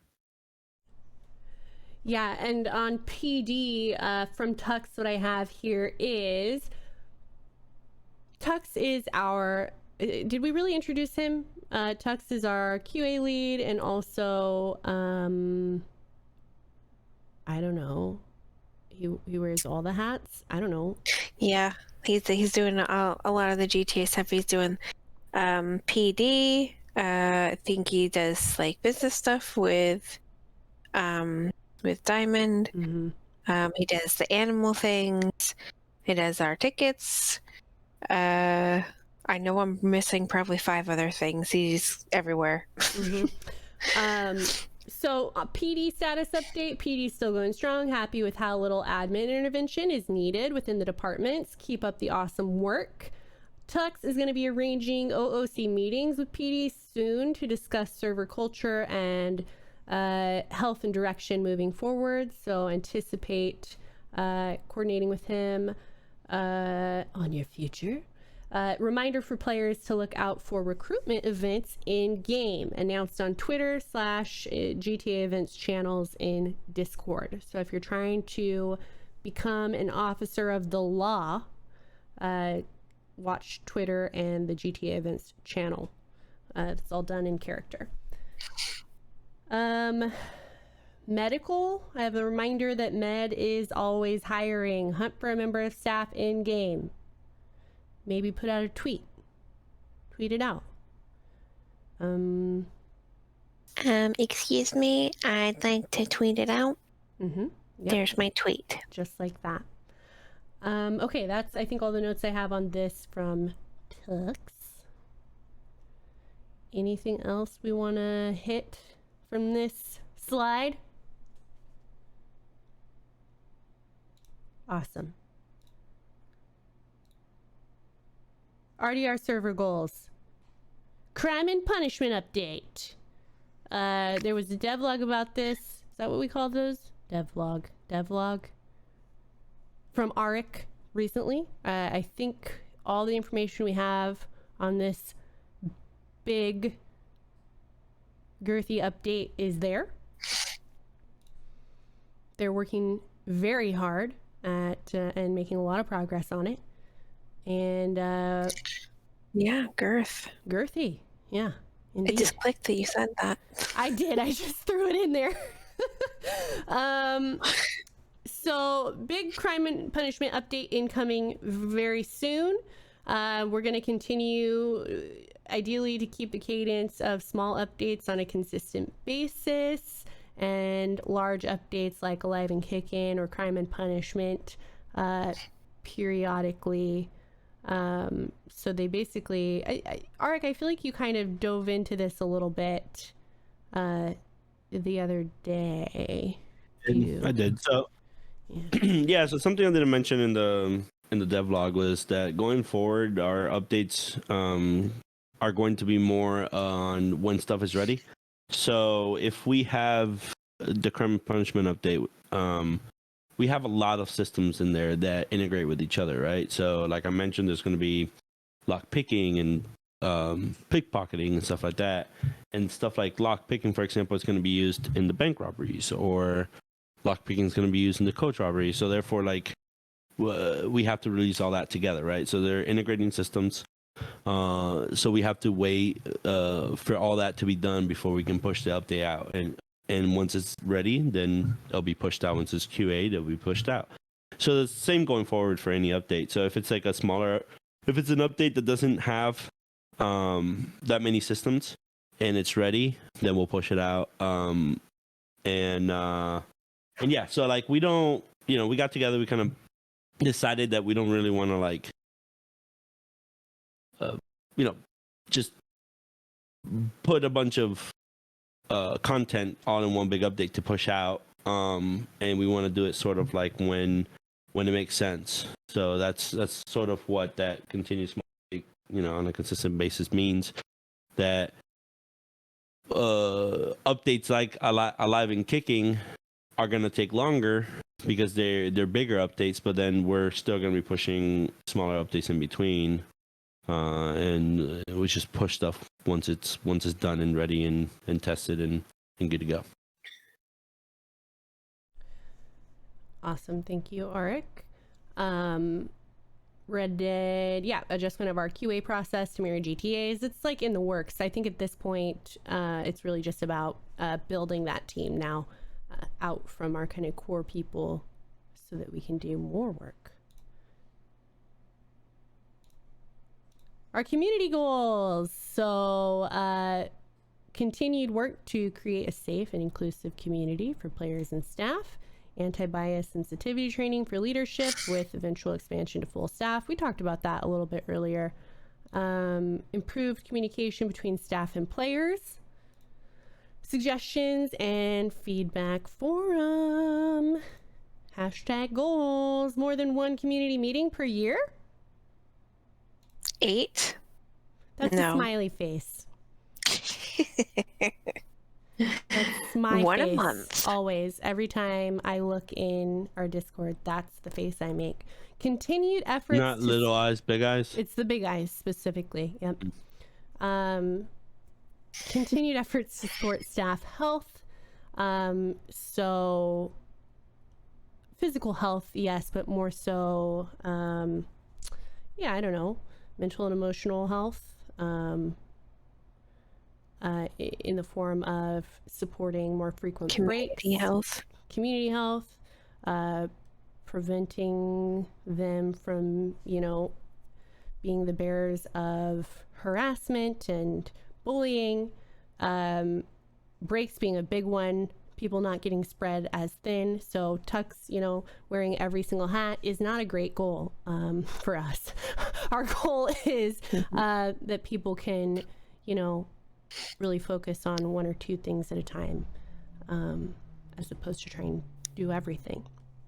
So we're gonna shift gears looking at requests and reminders. And hopefully, I definitely wrote notes for myself because this one went on a little bit long at our dress rehearsal. So I think that the rest of you already had notes, so we should be moving. We're over halfway done, I'd say at this point, maybe even 3/4 of the way through the meeting. Does somebody want to take point on this? I do have notes from Tux that I could just read out unless somebody's really familiar with this update. I can jump in. I helped with it a bit. Okay, perfect. Go for it. So in the past we had a rule about hostage taking that you couldn't take them from a block or so away.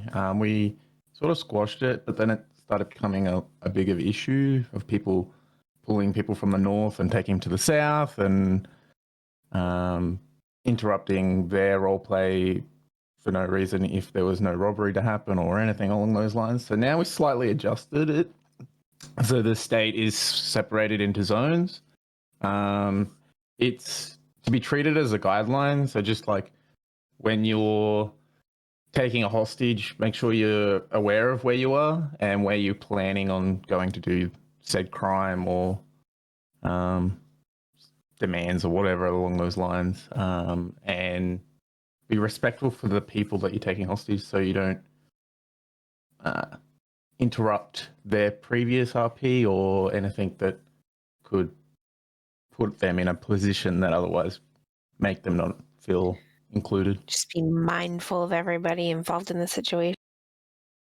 Yeah. I will iterate though, it's a guideline. So like if you're on the edge of like one of the lines in this map, just be considerate and maybe do the crime closest to where you are. But yeah, it's a lot larger than the original rule that we changed. So.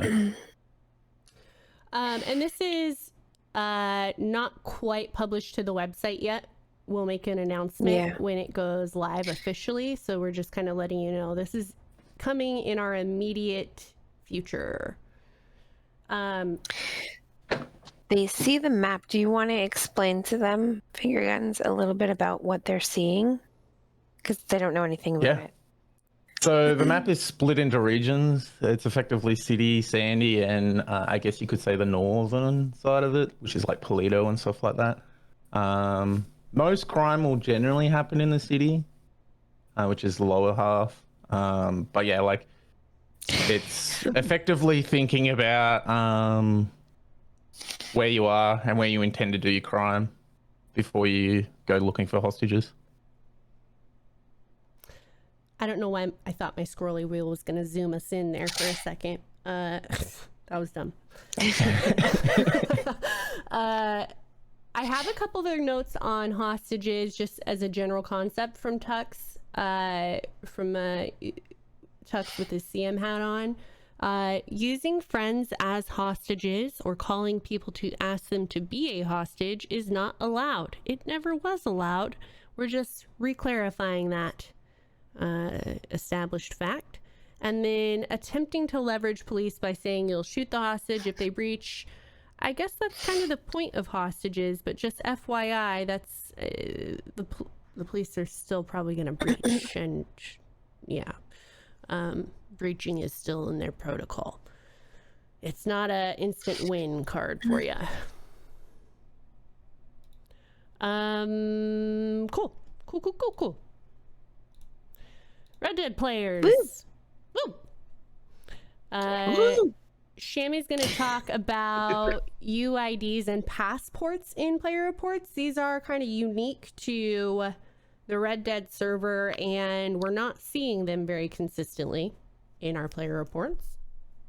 Yeah. So passports was more so for law members to get actual like strict characters. UIDs, it's kind of a good habit if you ever are going into anything that might be conflict, that might end up in conflict, to just hit page up. Just get a list of everyone's UID that's there. It makes it so much easier for when we get reports so that we can actually help everybody and all of that. And you can just send in a screenshot or a metal clip or even just a list or the Twitch clip if you're a streamer of those things, just to show us what UID for who's there. Now, that doesn't mean that you are going to report it. Just getting a UID is not a thing that you're going to put a report in if it's still a good scene, if it's still really good conflict and all that. It's just on the off chance that something happens to happen that you feel needs to be reported, so that we as the CMs can easier and more quickly get to and resolve your tickets. And Bash, it does show hidden people as long as they're within a certain distance from you. However, it is considered an exploit if you use people's UIDs to see them in a bush or around a wall or things like that. So do keep that in mind. Yeah, big exploit. Purse in the chat gave me the idea, and I don't know why I haven't done this before, but I'm going to set up a macro. Well, actually, it's a button on my stream. But you can set up a macro that will automatically take a screen cap every time you hit page up to check UIDs. Yeah. That's genius. I have that on my stream deck too. So because I've got emotes and shit on there as well. I smack it, page up, has like a time delay of like 100 milliseconds, and then F12, and I don't have to worry about it. I could be smart sometimes. I do want to stress, though, however, we don't, like, while screenshots and the videos with the UIDs up is helpful, it's not needed. At a bare minimum, when you guys are putting reports in, getting a UID on the people is just the best thing. We can find out all the extra stuff from the UID if we have to, but if you just put in I don't know who it was, but they dressed or look like this, it gets a little muddier and a lot harder for us to action anything. Yeah, the screenshot is the most efficient because we can just look at the screen. And actually, for me, just in my experience trying to watch VOD footage, if I have a screen cap with UIDs, that's almost like my cast for going into a VOD and trying to figure out what the fuck is going on. Because when you're going in with no context into a chaotic scene, it can be really hard to figure out what you're even looking at. So having that, like, okay, here are the players involved and here are the characters involved, and I have a little bit of background context now of who's who, I can now go into that VOD and get a much quicker, clearer understanding of what I'm even looking for. Yeah, screenshots are definitely very, very useful, and if you can get one or do the whole trick with a stream deck, I definitely recommend doing it. I was like, just getting UIDs at all is going to make reports a lot easier for everybody. Yeah.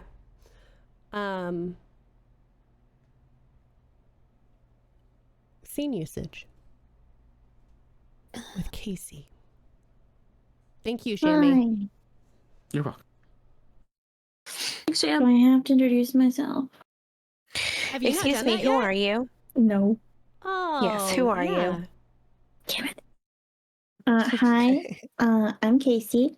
I joined TRP 5 years ago, and then while I was being a little GTA brat, I came over to the PRC to be a little cowboy, and became staff on the PRC. And then the servers merged, and I found myself back at TRP. Yeah, I help Molly with ambassador stuff over on the Red Dead side, and I'm also a lead CM, so I just do a bunch of shit. Literal shit. That explains me, yeah. I'm usually on the server being a little criminal scum. Thank you, Percy. I just saw it in the chat. Thank you. Alright, got you. I'm here to talk about scene usage. So, for Red Dead, we have a lot of scene options. We got pretty colors, and we got timers, and most importantly, we got Eagle Eye, or Hunter Vision, but for this demonstration, we'll be saying Eagle Eye, because that's what I call it. It's handy for putting up extra info that doesn't clog up the screen a lot, so, like, it gives people the option to choose what they see. If you want to put a scene of locals gossiping, for example, your main scene will be like somewhat locals whispering, and then your Eagle Eye scene when it's their back and forth dialogue. Eagle Eye scenes and all scenes should be in character. And going back to the topic of not clogging up the screen with scenes, it's also handy to place all encompassing scenes, like the store is clean versus 15 scenes explaining each clean object inside of a space, because the latter can be overwhelming. When it comes to counterplay, scenes are immensely important. Leaving evidence is not just requested, it is required. And it has to be a piece that'll lead to an answer. Strands of hair and boot prints doesn't cut it anymore, really. We want you to think big picture.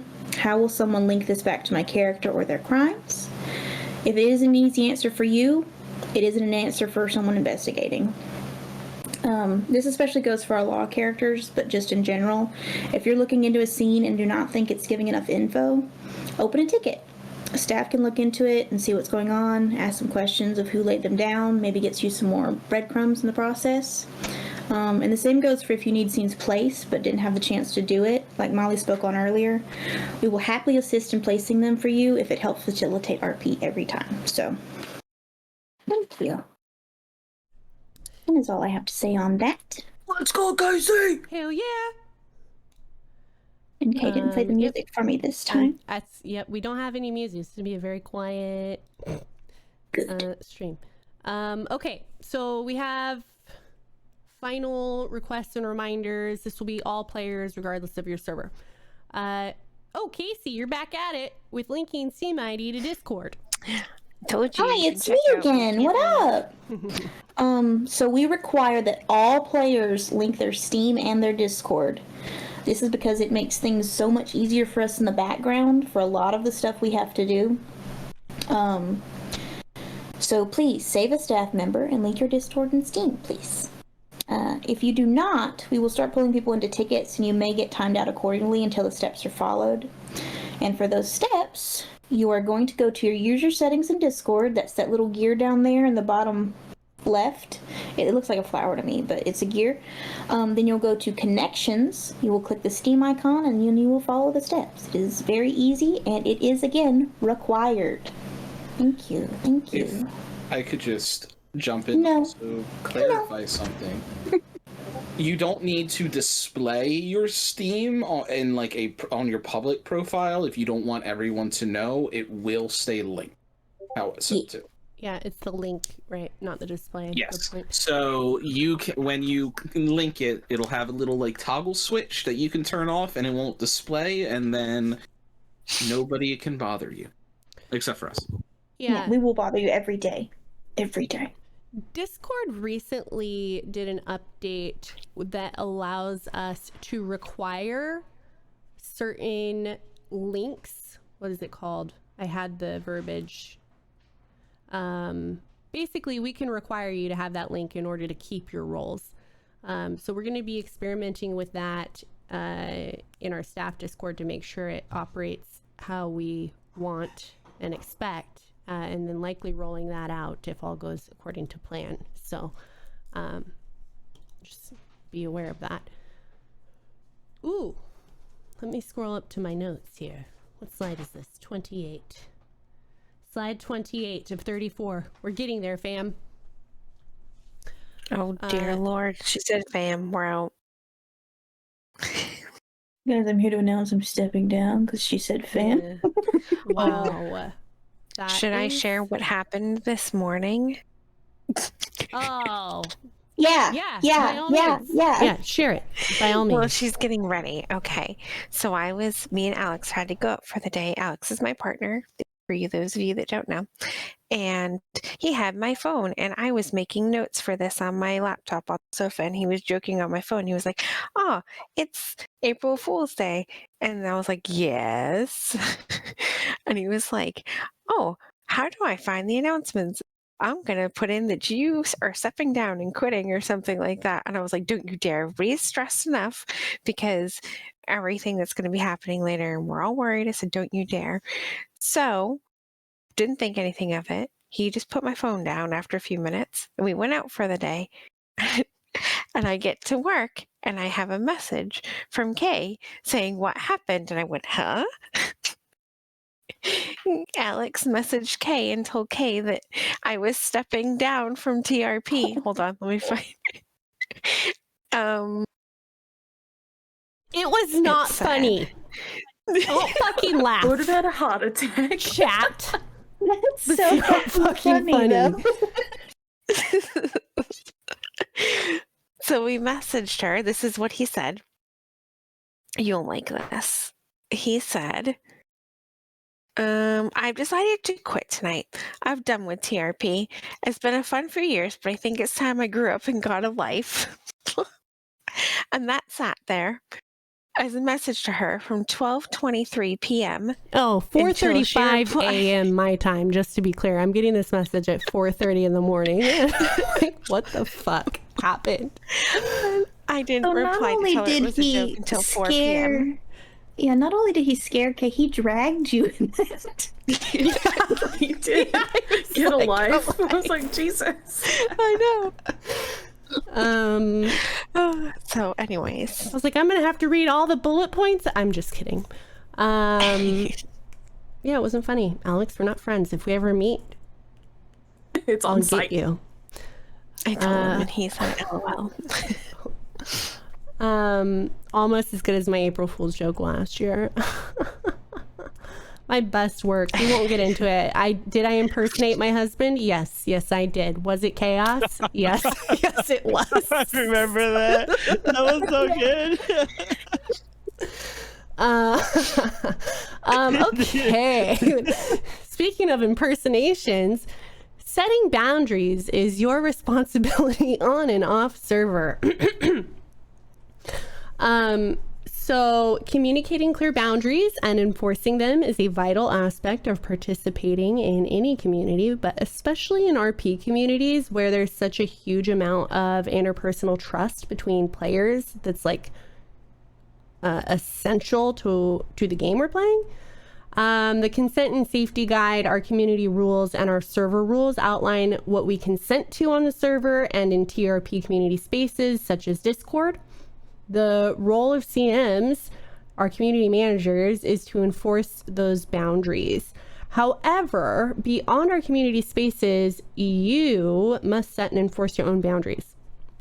E.g., For example, in the Discord you set up for your friends, or in your own DMs, or in your stream, or on your social media posts, setting boundaries looks like stating plainly what behaviors, actions, and words you won't tolerate, either before or after you encounter them. Either way is good. So examples would be, please stop DMing me about in-character interactions, or please don't make suggestions in my stream chat about how my character should behave, or just a simple no. This can be said in character or out of character as well. It's a really easy way to set a very clear boundary. Just say no. I bring this up because as much as we want to help you guys with these things, we can't do them for you, I think that covers it. So your DMs are your space to police. Express clearly what you are and aren't comfortable with.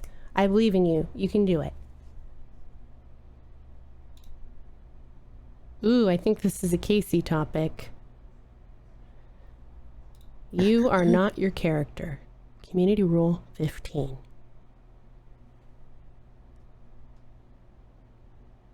Sorry, I was drinking water. No, you should drink water. Hydrate. Okay, this one's super important, so listen closely. You are not your character, and others are not their character. This means two things. The first is that you should not link yourself so closely with your characters that you take everything personally. It's a dangerous road, and it's not fair to your fellow role players. They should not be worried about every interaction with you being taken to a personal level. We are playing characters, not ourselves, and blurring those lines can take a huge toll on you, your roleplay, and everyone you interact with. And if you feel like it's becoming a problem, maybe retrospect and take a break. We want everyone to be happy and healthy here. The second, that you should never assume others are like their characters on an OOC level. You should never treat a player badly because you do not like something their character is doing. For example, if someone is playing a villain, that does not give you the right to call them a bad person or assume things about them. The same goes for the reverse. If you have a problem with someone OOC, avoid seeking conflict to punish them in character. It doesn't end well, and it's also super unhealthy. And if you think someone is taking something to an OOC level with roleplay, you are well within your right to open a ticket and have staff step in to reassert the boundary between players and characters. And that's my notes. Thank you so much, Casey. That was great. You're not your character. Say it out loud in the mirror if you have to. I believe in you. I am not a gremlin. I am not a gremlin. Yeah, that's just fake, but okay. Do not feed me after 11. Do not feed me after midnight. On that kind of topic, as a policy, our CM team kind of operates on this policy, and I'd encourage you to adopt it as a player. Resolve in-character issues in character and out-of-character issues out of character. It seems really simple and maybe obvious to some of us, but it actually, just saying that, reminding yourself of it can be very helpful in conflict resolution. An example of this in CM action would be if you're being removed from your marshal role due to rule breaks, for example. It would be handled fully out of character because server rules, community rules, are out of character knowledge. Your character doesn't know anything about them. Conversely, oh God. Conversely, if you're being fired for breaking SOP is an in-character document.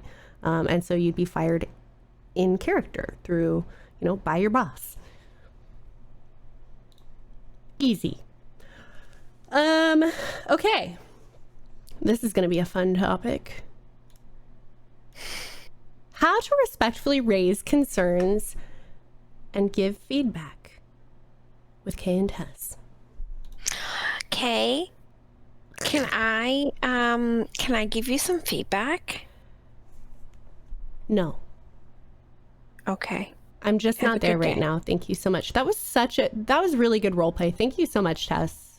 You're welcome. I tried. Okay. Here's some ideas to put in your tool belt. If you're trying to give someone feedback, be considerate. Use neutral language. Don't make it personal. Write in full sentences. Provide actionable data. Focus on improvement rather than blame. Neutral language. Consider, avoiding blaming statements or adding in insults or, peppering in, harsh critique about the person you're trying to give feedback to. Keep it neutral, keep it factual, keep it data driven. Be candid. I think candor is important, but respectful. And writing in full sentences, if you want your feedback to be received, it's helpful if it is legible. What is actionable data? We're going to talk about this in kind of two categories. If Isn't Girls Awake, he's going to talk to us about actionable data in the context of like features or bugs from the development perspective.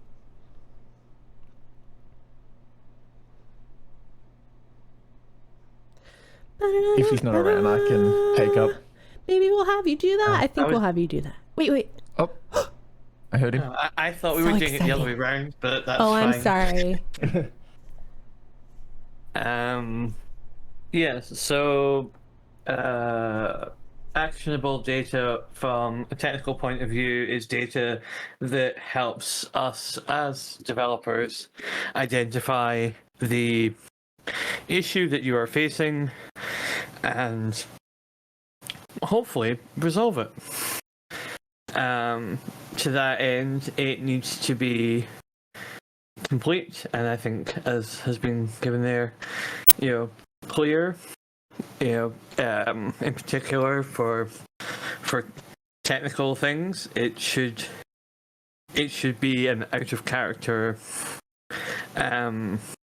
description. It should describe, you don't, it's almost a meme now, but your pockets do not get glued shut. If they do, we cannot help you. So, it needs to be, clear, yes, concise as well.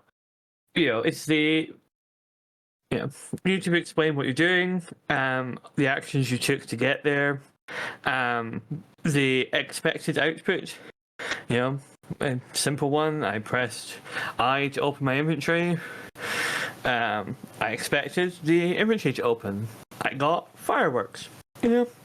That says what happened, what you expected, and what the result was.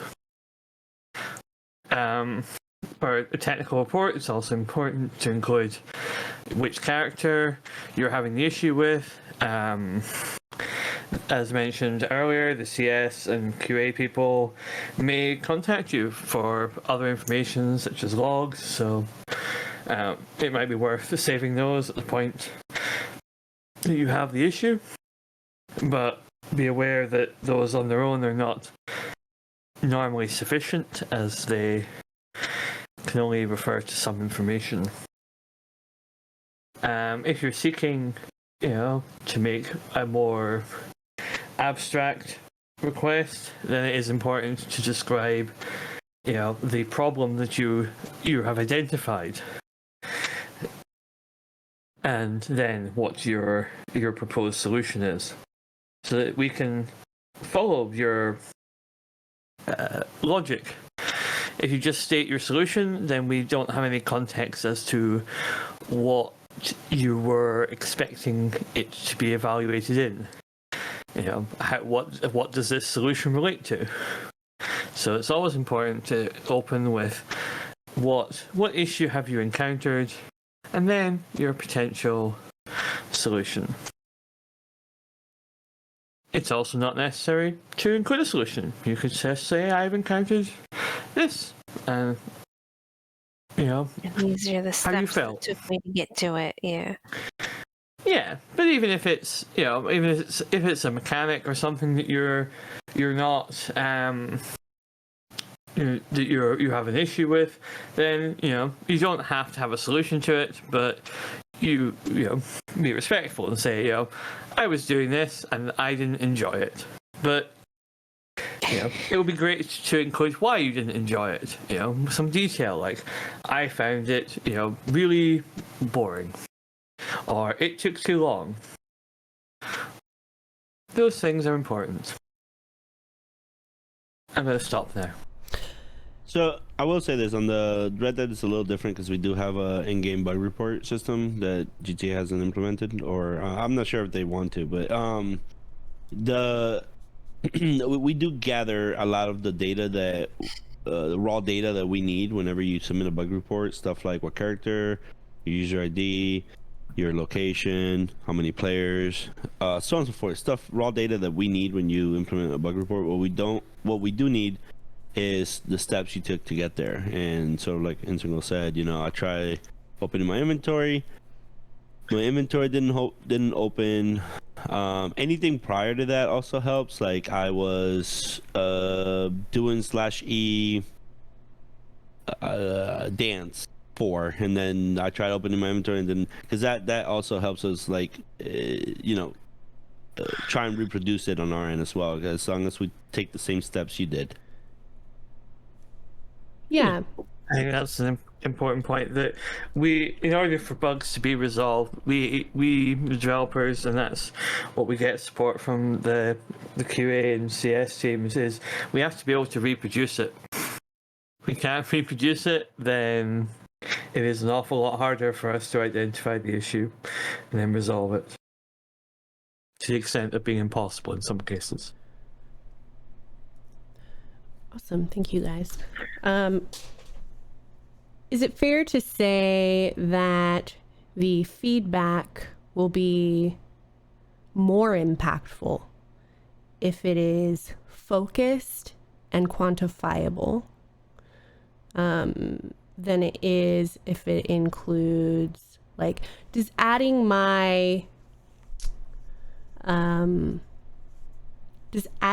an opinion to the feedback, like, no, that's not help? Does it make the feedback more actionable? Does it make it more likely to get actioned? The bug report tool is not a suggestion box. Yeah, giving opinions sometimes in a bug report is not actionable data. So I don't know. There's instances where it could be, but like for the most part, no. It's not like saying that we should have the Lamat. It's not like a bug report. Yeah. Yeah, I mean, like, so I guess how would I quantify if I was like, this seems like it seems like it takes way too long to pick a lock. How would I go about quantifying that statement? Like, I don't know. Do you know what I mean? Like, what kind of information could I provide to support that observation? How long it took you to pick the lock would be the obvious one there. Easy. Yeah. But, some things are, they are feelings, but, it's, as already stated earlier, it's best to use neutral language in that. You could say, I feel that it took too long, in many cases taking me 20 plus minutes to pick the lock. Brutal. Yeah, that's a very quantifiable, and that's easy as it would be to add that. I don't know that it's our instinct to do so. So thank you for clarifying that. Okay, Bo, if you're in here, I don't think you've had a chance to introduce yourself. Bolt. Hello, I'm Bo or Bolt, whichever you are familiar with me. I am a lead CM that specializes in Red Dead for TRP. I also oversee the lead CS team. I've been a part of the TRP community for a little about 4 years now. And I guess the Red Dead side for now coming on 2 years. So when it comes to reports specifically, a lot of the things that Player the reports. devs mentioned for player reports specifically, when you're filing those on the website, a lot of what the devs said in regards to objective actionable data also applies here. Things like, as we mentioned before, UIDs or passport numbers, if you can get those, so that we can actually help you to get those things resolved. We understand that some situations can be very frustrating to experience.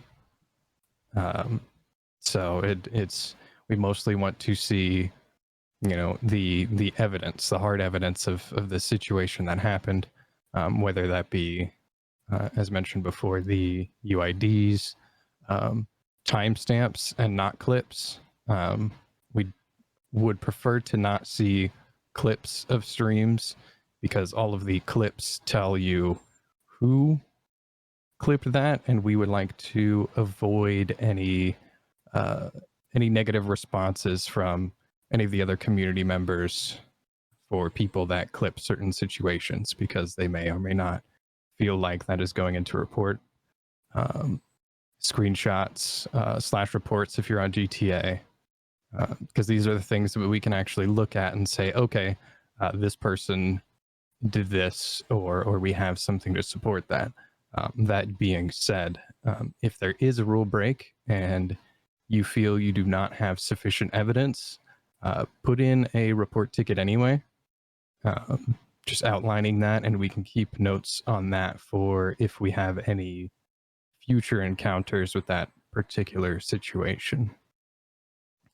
If you do not know, when you are on a Twitch VOD, there's the cog in the bottom right, and once you click on that, there will be an option to copy the URL at that specific timestamp.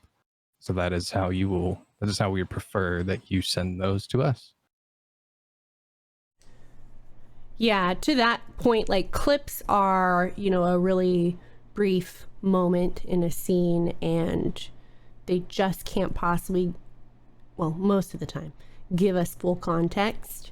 So we typically like to watch several minutes on either end of the specific instance that's being reported, because often there is, extra data that's going to influence whether or not a rule has been broken. Often. It's not always the case, but more often than not, we need more than just the moment the reported issue occurred. Yeah. I think that was really comprehensive, Bo. Thank you. Avenues for feedback. Let's go. We talked about this earlier, actually. So just kind of reiterating, right now, dedicated feedback avenues are bug reports, tech reports, player reports, if you are not on staff. When to give unsolicited feedback. Let's listen to the feedback song first. May I offer you some feedback? Offer you some feedback. Offer you some feedback. Ready for some feedback? Ready for some feedback. Feedback. Ready for some feedback. Ooh, that was good. Okay, so that's just hopefully to help you remember some steps here for you when you're considering giving unsolicited feedback. What's unsolicited feedback? It didn't occur to me to define this until today. So I'm going to just this is off the cuff here, but unsolicited feedback is feedback, an opinion or critique. Hey, I don't like how you said that. unsolicited feedback. Great example, Purse. I was role-playing. Thank you so much. Important. Yeah, so it's an opinion, and typically it's a critical opinion, right? That you give somebody about themselves or the work that they've done. Unsolicited meaning that you were not asked by that person, people, or project for your feedback, but you chose to give it anyway. Can you do that and expect it to be well received? Well, there's a few steps you can take to maybe get a little more success in that. First step, sing the feedback song. May I offer you some feedback is a really good first step. It opens the door. That's beautiful. Yeah, I do karaoke when I'm very drunk. So, sneak peek. Yeah, just asking if it's okay to give that feedback is a really good habit to get into. It gives the person you're speaking with the opportunity to set a boundary or to consent. And that is a habit that we should really be in as role players very, very consistently, right? Like, we should often be seeking those opportunities to, you know, collaborate with our scene partners, and should just be a habit that we're in. So creating that opportunity for yourself by asking is great. Make sure that you're prepared to respect the response. If the person you're speaking to just doesn't have space for your feedback or doesn't want to hear it, table it and move on. In a situation where perhaps you're feeling like you really need to talk about it, either, I don't know, maybe you're that person's boss. Or maybe it's about your friendship and it's really important to you, or maybe it's about a scene that you shared on the server, you really want to talk about it, or I don't know, maybe it's about you know, an announcement that was made that you really don't like. You could follow up a no with, is there a time or place that I can give that feedback later? That's a good follow-up question. But again, you just got to be prepared to accept boundaries. And, you know, if you've done those steps or chose to skip those steps, you can do that. You can skip all those steps. You can go straight to giving the feedback without consent or solicitation. You can absolutely do that. But be prepared to take responsibility for that. If you decide to give that unsolicited feedback and it's not well received, that's on you. You know, it's not really on the person who you're trying to fix. Or the project you're trying to fix. So those are just some, you know, put them in your pocket, life advice. Take it or leave it. For a better tomorrow. Nope, didn't mean to push play, but we're gonna listen to it again, so why not? Feedback. Ready for some feedback. Ready for some feedback. Feedback. Ready for some feedback. Ooh, that was good.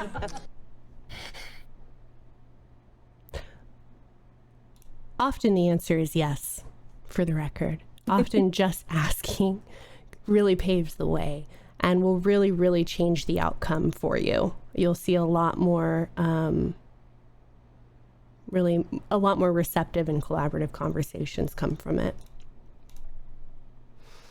Okay, this is a big one. Watching VODs, should you? With Purse. Hi.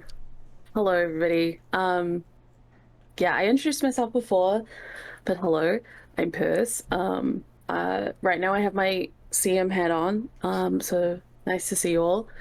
I'm going to talk to you about your favorite things, VODs. I know that's a lot of people's favorite things. Streams and toxicity. Woo! Okay, so we have a lot of creators in the community, and I'd suspect that probably all of you have interacted with a pesky little streamer here and there. But we wanted to expand on these particular topics surrounding streaming so you can know what to expect. So the first thing I want to cover is about VODs. So there are a variety of different creators across the platforms, and creators often save their broadcasts. And whilst VODs can help find timestamps for reports or reflection, we've noticed that some players focus on their interactions with the streamer in particular, be it because they want to know the streamer's opinion on your character or their take on a scene, and so on and so forth. So it's natural to want to see yourself on stream and see the reaction to your character, whatever it is, because that's your baby, after all. But it can actually be quite harmful to your mental health, especially if you don't enjoy their content or their opinion or the streamer, so on and so forth. So we recommend watching VODs only when necessary or for lighthearted moments that you want to clip. Unfortunately, some viewers can use VODs to search for raw breaks or to form biases against the streamer, creating a bit of a toxic environment and some stinky opinions. So even if it was all over someone not liking your character or doing something you wouldn't have, it can happen. So want people to be mindful how they use VODs and know when to take a step back to not blur the lines of out of character and in character. Yes, we do want time-stamped links to VODs, time-stamped, not clips, just to reiterate. And we want those included in your player reports when they're available. However, unless it's like a huge issue of racism or prejudice or like a mass RDM, hackers, that sort of thing, you should only be reporting scenes that you were directly involved in.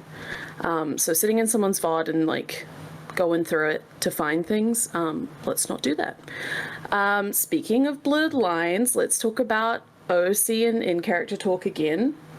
So when a streamer or their chatters are reported for toxicity or comments made on stream, sometimes it can be hard to deduce whether or not their words were actually toxic or they were simply pontificating. So here are some questions that we as staff ask ourselves when we review toxicity reports, maybe to give you some clarification. So one, did they call out someone by name? Did they use derogatory language? Did they name call or use harsh language to critique someone's roleplay? Did they name call or use harsh language to critique the server? And like when it comes to chat's comments, did the chatters post any of the above like kind of things, the same steps? Or did the streamer engage with that comment and like agree with it or expand on it, that kind of thing? So when a streamer starts to offer a soliloquy or an eternal monologue on stream, either to themselves or viewers, it can be really easy to misconstrue things. A huge part is knowing when to disengage due to bias. Be sure to understand when a streamer is using terms in a character way. So I'm going to put some of my favorite people on blast here for some examples. Sorry in advance. So here's some examples. Sykes doesn't like O'Malley. But out of character speech would be like, I don't like Molly Pop, which is false, by the way. This is an example, I'm role-playing. Next one could be something like, Sykes felt concerned or cornered in that interaction. She doesn't really like Armstrong. Versus, God, Voss is so uncollaborative and I don't like him, kind of thing. I love you, Voss, by the way. And like a final one, wow, Nora really showed her true colors there. She's a real tyrant. Versus Zeke is just really mean and sucks at law, which is very untrue once again, but you know, that kind of thing. So just know when to take a step away from VODs and know when to ask if something is actually toxic, because it's a bit of a buzzword. Sitting in a stream and looking for rule breaks shows bias in most cases. So unless you're involved with that scene or you see something like blatant racism or sexism, as we said, encourage those involved to report. Thank you for coming to my TED Talk. Thank you. All right, bye. Those examples were flawlessly acted. Thank you so much, Purse. Thank you. I'm a role player. Yeah. Gonna be putting you in I our play shout-outs Richard. later. Yeah. I think she might be up for a howdy later this year. I want all of them. Let's just be real. They had to take me off the list because that's gonna win them all. Thanks, guys. Yeah, hit all the bullet points. Okay. Also a great word, pontificate. Yeah, you know how it And is. soliloquy. Soliloquy is one of my favorite words. It just sounds so fun to say. Can you define soliloquy for me personally? Well, I added a second part if you heard an internal monologue. So a soliloquy is a singular performed piece. Sometimes in like theater, it's when one person offers an entire show by themselves. Oh, okay, amazing. Thank you. I would like to bring up Diamond has put an Elmo in chat. I don't see it. Oh, thanks. In Discord. Okay. Respecting other players and staff is the minimum expectation. We're gonna community rule 11 is what we're referencing here. I'm gonna get into some nitty gritties here with you. Buzzword, that's the thing I was thinking of, I couldn't think of earlier in my notes. Thank you, Purse. Toxicity, it's a buzzword. What does it even mean? It's a buzzword that gets thrown around so much that it has in and of itself become kind of toxic. Because of this, we're very intentional about identifying toxic behaviors rather than calling players toxic in all of our player-facing communication. You'll notice this when we are maybe enforcing or setting boundaries in a Discord chat, or if we're, calling out a behavior in a player ticket. Purse described how we identify toxicity in streams. I'll expand on specific behaviors we identify as toxic. Harassment, bullying, abuse, and violations of CR 11 and 16. Easy. But what is harassment? How do we know if someone is bullying? Like, the more we kind of drill down into these words, the less clear they get, really. So I'll try and break it down a little bit further. And this is kind of where we're at as far as what we have documented in our handbooks and what we're thinking about when we're choosing to correct behavior. Is there name calling or insults? Is there a pattern of antagonism, coercion, manipulation, or control? Have any threats been issued? Has there been repeated 2 or more unwanted contacts? Have boundaries been set and crossed? This isn't an exhaustive list, but this pretty much nails down most, if not all, of the issues that we've chosen to act on relating to harassment, bullying, CR 11 and 16. When you open up a curator ticket to report, a harassment issue that you're facing personally, this happens occasionally, these are the things we're looking for in that report, the kind of data that we need in order to be able to remove somebody from the community.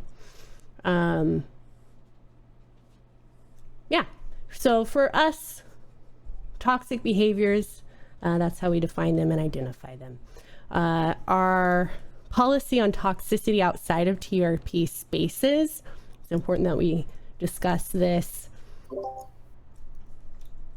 We do not, as a rule, go looking for toxic tweets or posts outside of the TRP Discord. However, when they're brought to our attention, we will take action on them. As an FYI, Discord is social media. So if you're posting in a Discord about Shammy, and Shammy happens to not be in that Discord, you're still posting publicly in a public social media space. And if someone reports it, we'll action it. That includes, let me make sure I don't have more bullet points here. Policy on DM disclosure. I kind of addressed what we look for in that kind of thing, but with DMs specifically, those are your personal private space.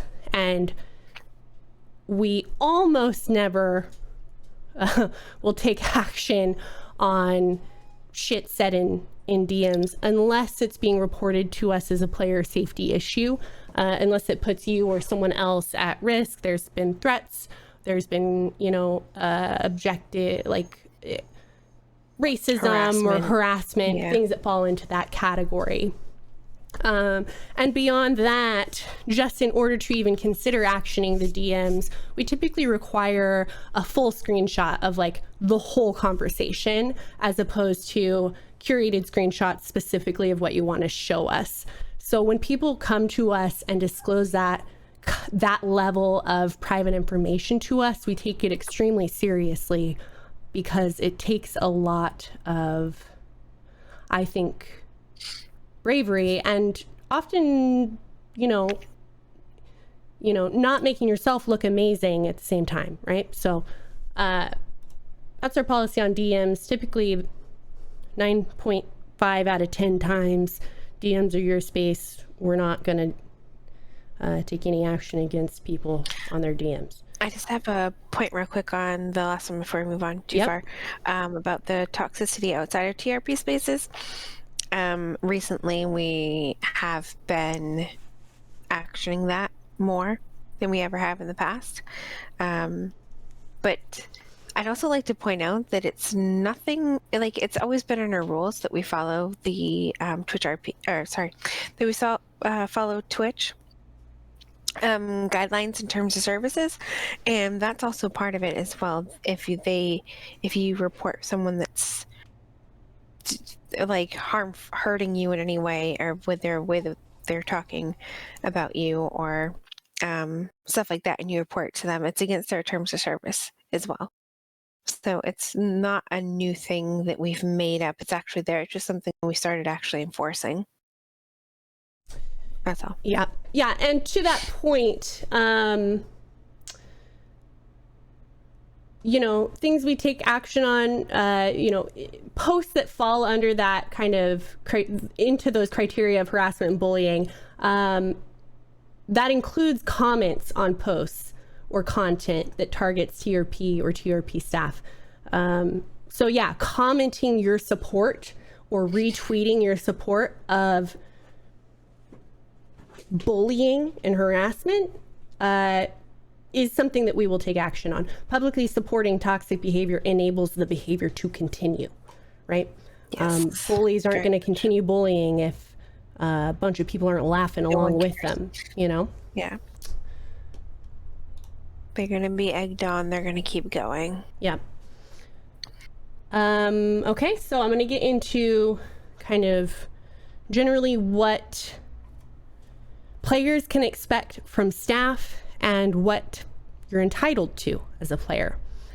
You can expect respect, clearly defined boundaries, safe spaces to play and hang out. What you cannot expect: space to complain, antagonize, belittle, demean. You cannot expect space to harass. You cannot expect space to bully. And yeah, you cannot come into our Discord and complain about the server or the people running the server. It's just not what the space is for. You cannot expect customer service. It's pretty straightforward.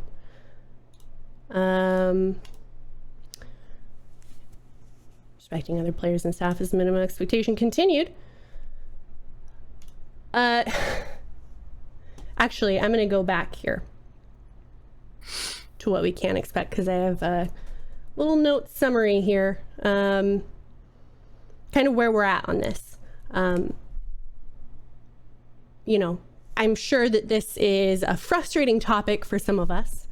My encouragement is that it is okay to play elsewhere. If you don't think our report system is fair, for example, you should absolutely find a community with a system you like. If it's really important to you that you're able to suggest new features, find a community that offers that service. The RP community is so robust and diverse. We do ourselves a huge disservice limiting our experience to one singular space. If you believe deeply that your feedback is vital to the community's success, and you're extremely frustrated that we've set the "we're not taking feedback at this time" boundary, consider starting your own server. the more the merrier. You can go out into the vast, beautiful RP world, make your mark on it, gain valuable experiences, and spend as much or as little time with us as you want while you do it. We want you to play here. We love seeing friendships form and stories unfold, but this is not a cult. We can't give you everything. We absolutely do not expect you to devote all of your RP time to us. Go out, sow your wild oats, you know? Yeah, that's where we're at with that. The GTA and the Red Dead servers are run by the TRP team for the TRP community.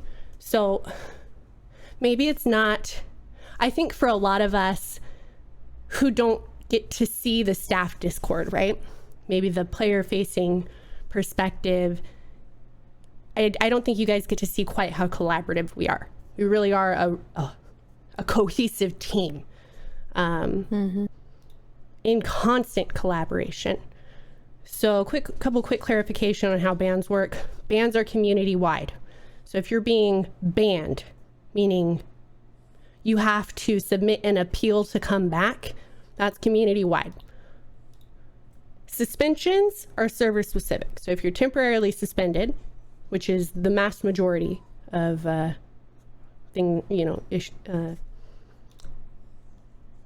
reports that we actually end with suspensions or just warnings. Bans are pretty rare, actually.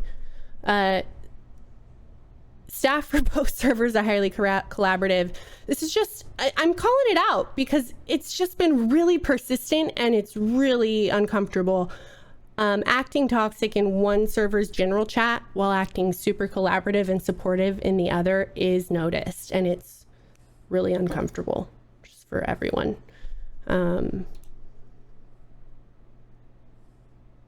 I think that's it. I think we're on to the cool shit, which is announcements. This one is the Q&A forum. I'm going to give you a full rundown as fast as I can on the questions forum that's going to go up in the TRP Discord. If not tonight, then tomorrow. I'm going to be announcing it along with a link to our YouTube with the recording of this VOD, and I'm not sure how long it's going to take me to get that up on YouTube. So tonight or tomorrow, questions forum will go up. I'm going to give you a rundown really briefly on forums, just how to engage with forums and what to expect with our questions forum. This will be a really good primer on what to, it's like a much more bare bones version of the suggestions and feedback forum that we're currently trial running in our staff Discord. Somewhere the little dog, I cannot give you snackies because you're on a diet. So you're gonna have to get over it. Oh. That was unsolicited feedback for your dog. If you could please give She's them on a prescription. She's on a prescription diet because she just got out of the hospital and she is having the longest meltdown of my life because I cannot give her any treats. But like, she's at just all. a baby. It's the In worst. solidarity with someone. I also want snackies. So sad. Okay, hold on. This is going to be awkward because this is me having not streamed in a really long time, trying to remember how I'm going to show you this forum without potentially disclosing information that I don't want you to see on accident, which would be very awkward. Okay. Oh,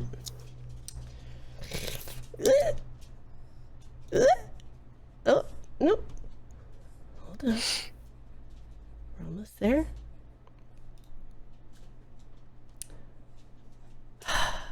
Okay. Hold. Doing really good. Okay, don't know why that happened. Community retro questions. There we go. This is my Discord. This is the forum that you can't quite see yet. I've got a wide array of examples for us. So, Forums 101, real quick run through. Here's how to use a forum. The first step you should take is to click the Posting Guidelines button. In any forum that you go into, before you comment or post anything, click this button. It will give you a basic overview of whoever made the forum thinks you need to know. In this case, for our questions forum. It's going to tell you a basic rundown of how this forum works, the rules of the forum, and the scope of the forum, and then kind of how to interpret the tags that staff will be responding to your questions with. There will be no answers in this forum. The answers will come to you in the form of an FAQ document that will go onto the website, okay? This is happening so that people who could not be here today have a chance to watch the recording of the meeting and then post their questions. So we want it to be as fair as possible to as many people as possible. In addition, we want to give you precise, accurate answers in a singular space, give you a source of truth that you can go to.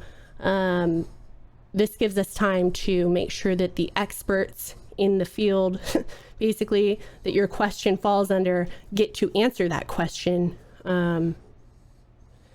Also, so again, precise, accurate answers, no misquoting or misremembering and spreading of false information or inaccurate information, and it's a more efficient use of my time and effort, so I'll be the one dealing with this forum. Quick overview of how to post in a forum. You have a search bar up here. You can use this to search. You'll want to, because we don't want duplicate questions post. So if I'm like, I really want to become a marshal, how do I become? I could just say, how do marshal?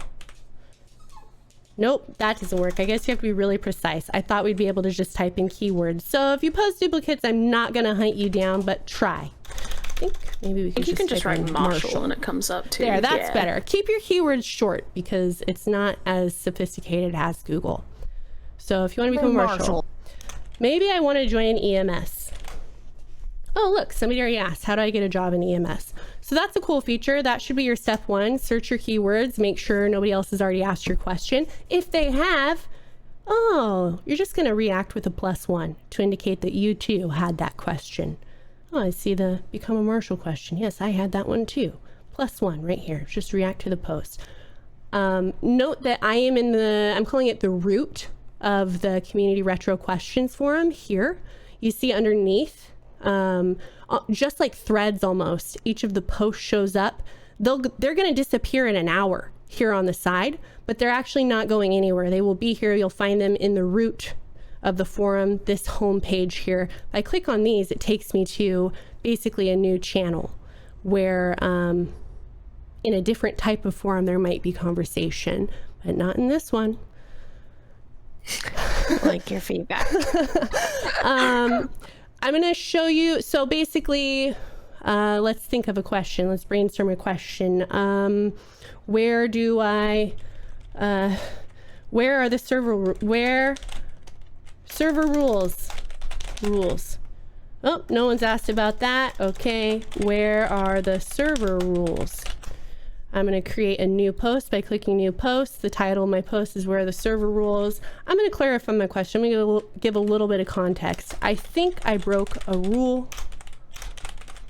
but I don't know where to find the actual rules. Where are they? Easy. I'm going to post, but for some reason it's grayed out and it's not letting me. It's because you have to select a tag. Tags are the key reason that we're using forums for this. I'll show you here in a moment. You will be able to choose from 3 tags: GTA server, Red Dead server, TRP community. I'm going to select TRP community because my question doesn't really relate to one server or the other, and now I can actually post. Easy, done, fantastic. Here's why we're using forums. It's for the tags. If I'm here and I don't have anything selected, it's going to show me a list of every single post that's ever been made.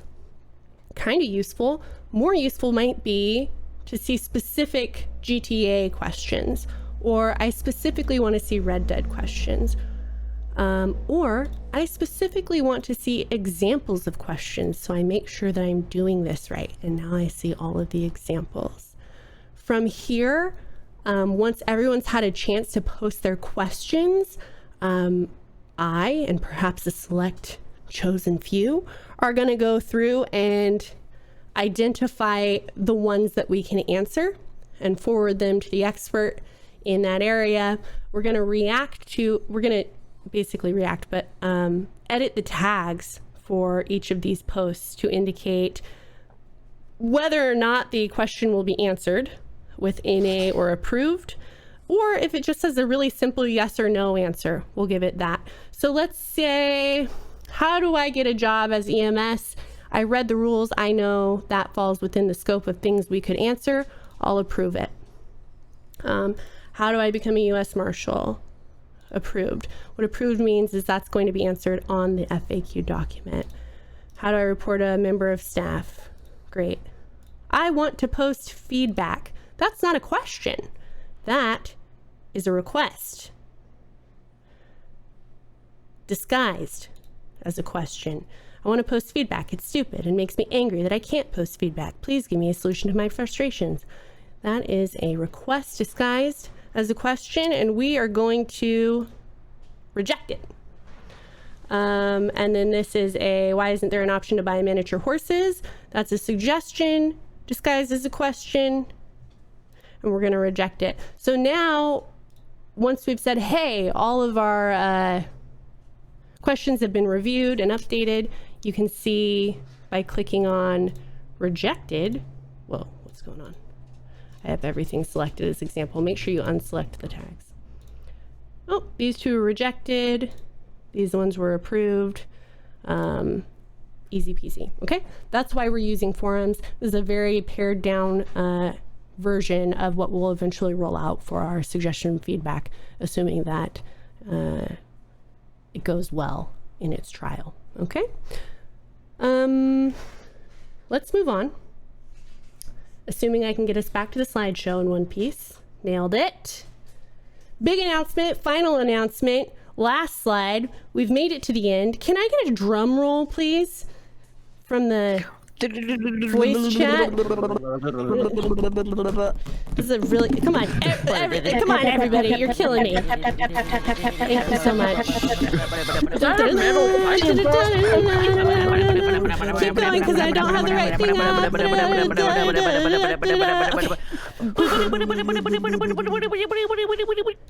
Do we still keep server side vehicles? With finger guns, take it away.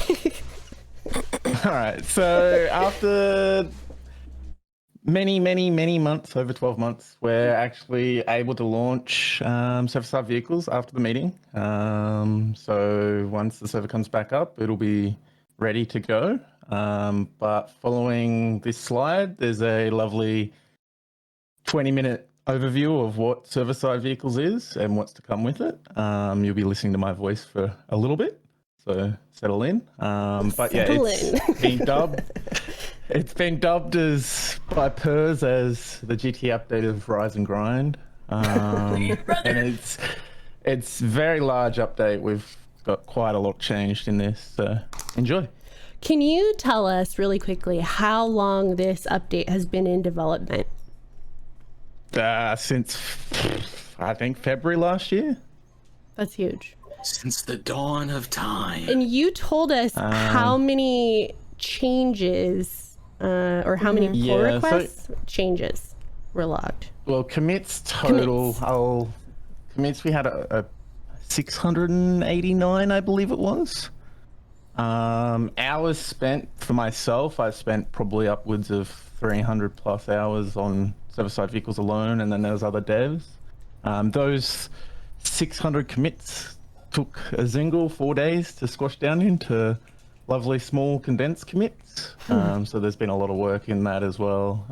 But yeah, in terms of also QA has been QAing this for over a month, I would say. And the discussion in there, where it's one of our highest discussed QA forums, which is upwards of like 6,000 messages in that channel. So there's a lot of collaboration of the whole team here. Amazing. For us plebs, can you explain what a commit is? A commit is a change pushed to the repository, and the repository is what houses all the code base, effectively. And yeah, each commit generally it could be one change, it could be multiple changes, but fundamentally it's what code has changed in that is a commit effectively. In retrospective, the total line changes is in the 180,000 mark effectively. That includes moving stuff and updating certain things, but yeah, there's a lot of change. So it's a big change to the entire code base. Yeah, maybe for those of us who have no idea what the F server-side vehicles means or is, or didn't know it was coming or to even think about it, could you give us a real basic rundown of why we might be excited about it, or like what it is? So one of the biggest things in GTA is vehicles. You use them in a lot of things, and one of the biggest issues with the old system was all vehicles were handled on the client. So there was no, I guess, history, you could say, in the simplest way, of where it is, what it has, and all those type of attributes. Server-side vehicles moves the original ownership of the vehicle to the server, and it's spawned by the server. And in the realm of Red M, it is very much like horses, but GTA, it's all vehicles. So yeah, server-side vehicles switches that all to the server and allows us to persist vehicles across restarts and all sorts of things. And the source of the truth is on the server for the vehicle in the most part. It's better syncing. Like you sync stuff from client to client better through the server code. So a big example is on the GTA server at the moment is you crash, no one's in the area of the immediate car, you come back, the car's gone, disappeared, and you're stuck in the middle of nowhere with no vehicle. That won't happen ever again. You'll respawn and your car will be generally very close. If it had a bit of momentum, it might be down the road a little bit, but nonetheless, it'll still be around. Amazing. But yeah, there's a huge overview, 20 minutes. I tried to make it smaller, and I tried to include everything, but there was so much that if I did, we would be there for an hour. So yeah. Enjoy. How hyped are you guys to move on with your lives and work on something different? Extremely. There's a lot of things I've been wanting to do, and I've been trying to get other things done in between, but server-side has been a huge focus for my life for the last 12 months, give or take. And yeah, it's good to be able to move forward and do something different. Okay. Be a normie. I'm pulling up the video. I'm making the video full screen. So exciting. Making sure it's turned up. Okay, without further ado, thank you all so much for spending your time with. Oh my god, the most important thing is it's going live with the server, right? As we bring the server up, server-side vehicles is going live. Yeah. So hell yeah! Thank you, everyone. Are we going to come back and talk? No, we're done. Finish. We're finished here. So say your goodbyes. Thank you to our core leadership team here who spent so much time prepping this meeting with me, and you were also well-spoken and articulate. You did a really good job. So did thank you, everybody. Bye, everyone. Everybody. Thank you, all the people that sat there and waited for this patiently and everything. And I just wanted to make one last point of the day. Community meeting does not solve our problems. It is not the thing that we need that is going to get us through to the next thing. So let's not focus so much on meetings in the future, I think. Yeah, this was a nice step, but at the end of the day doesn't actually solve much. No.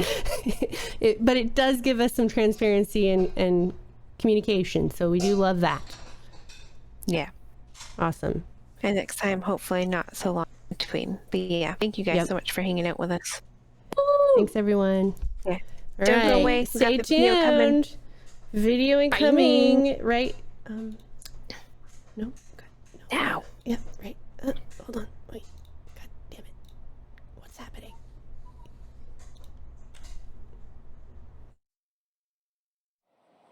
I'll admit, it's a long-awaited update / demo. So today we'll be giving you a showcase of a bunch of features that are changing and being introduced for server-side vehicles.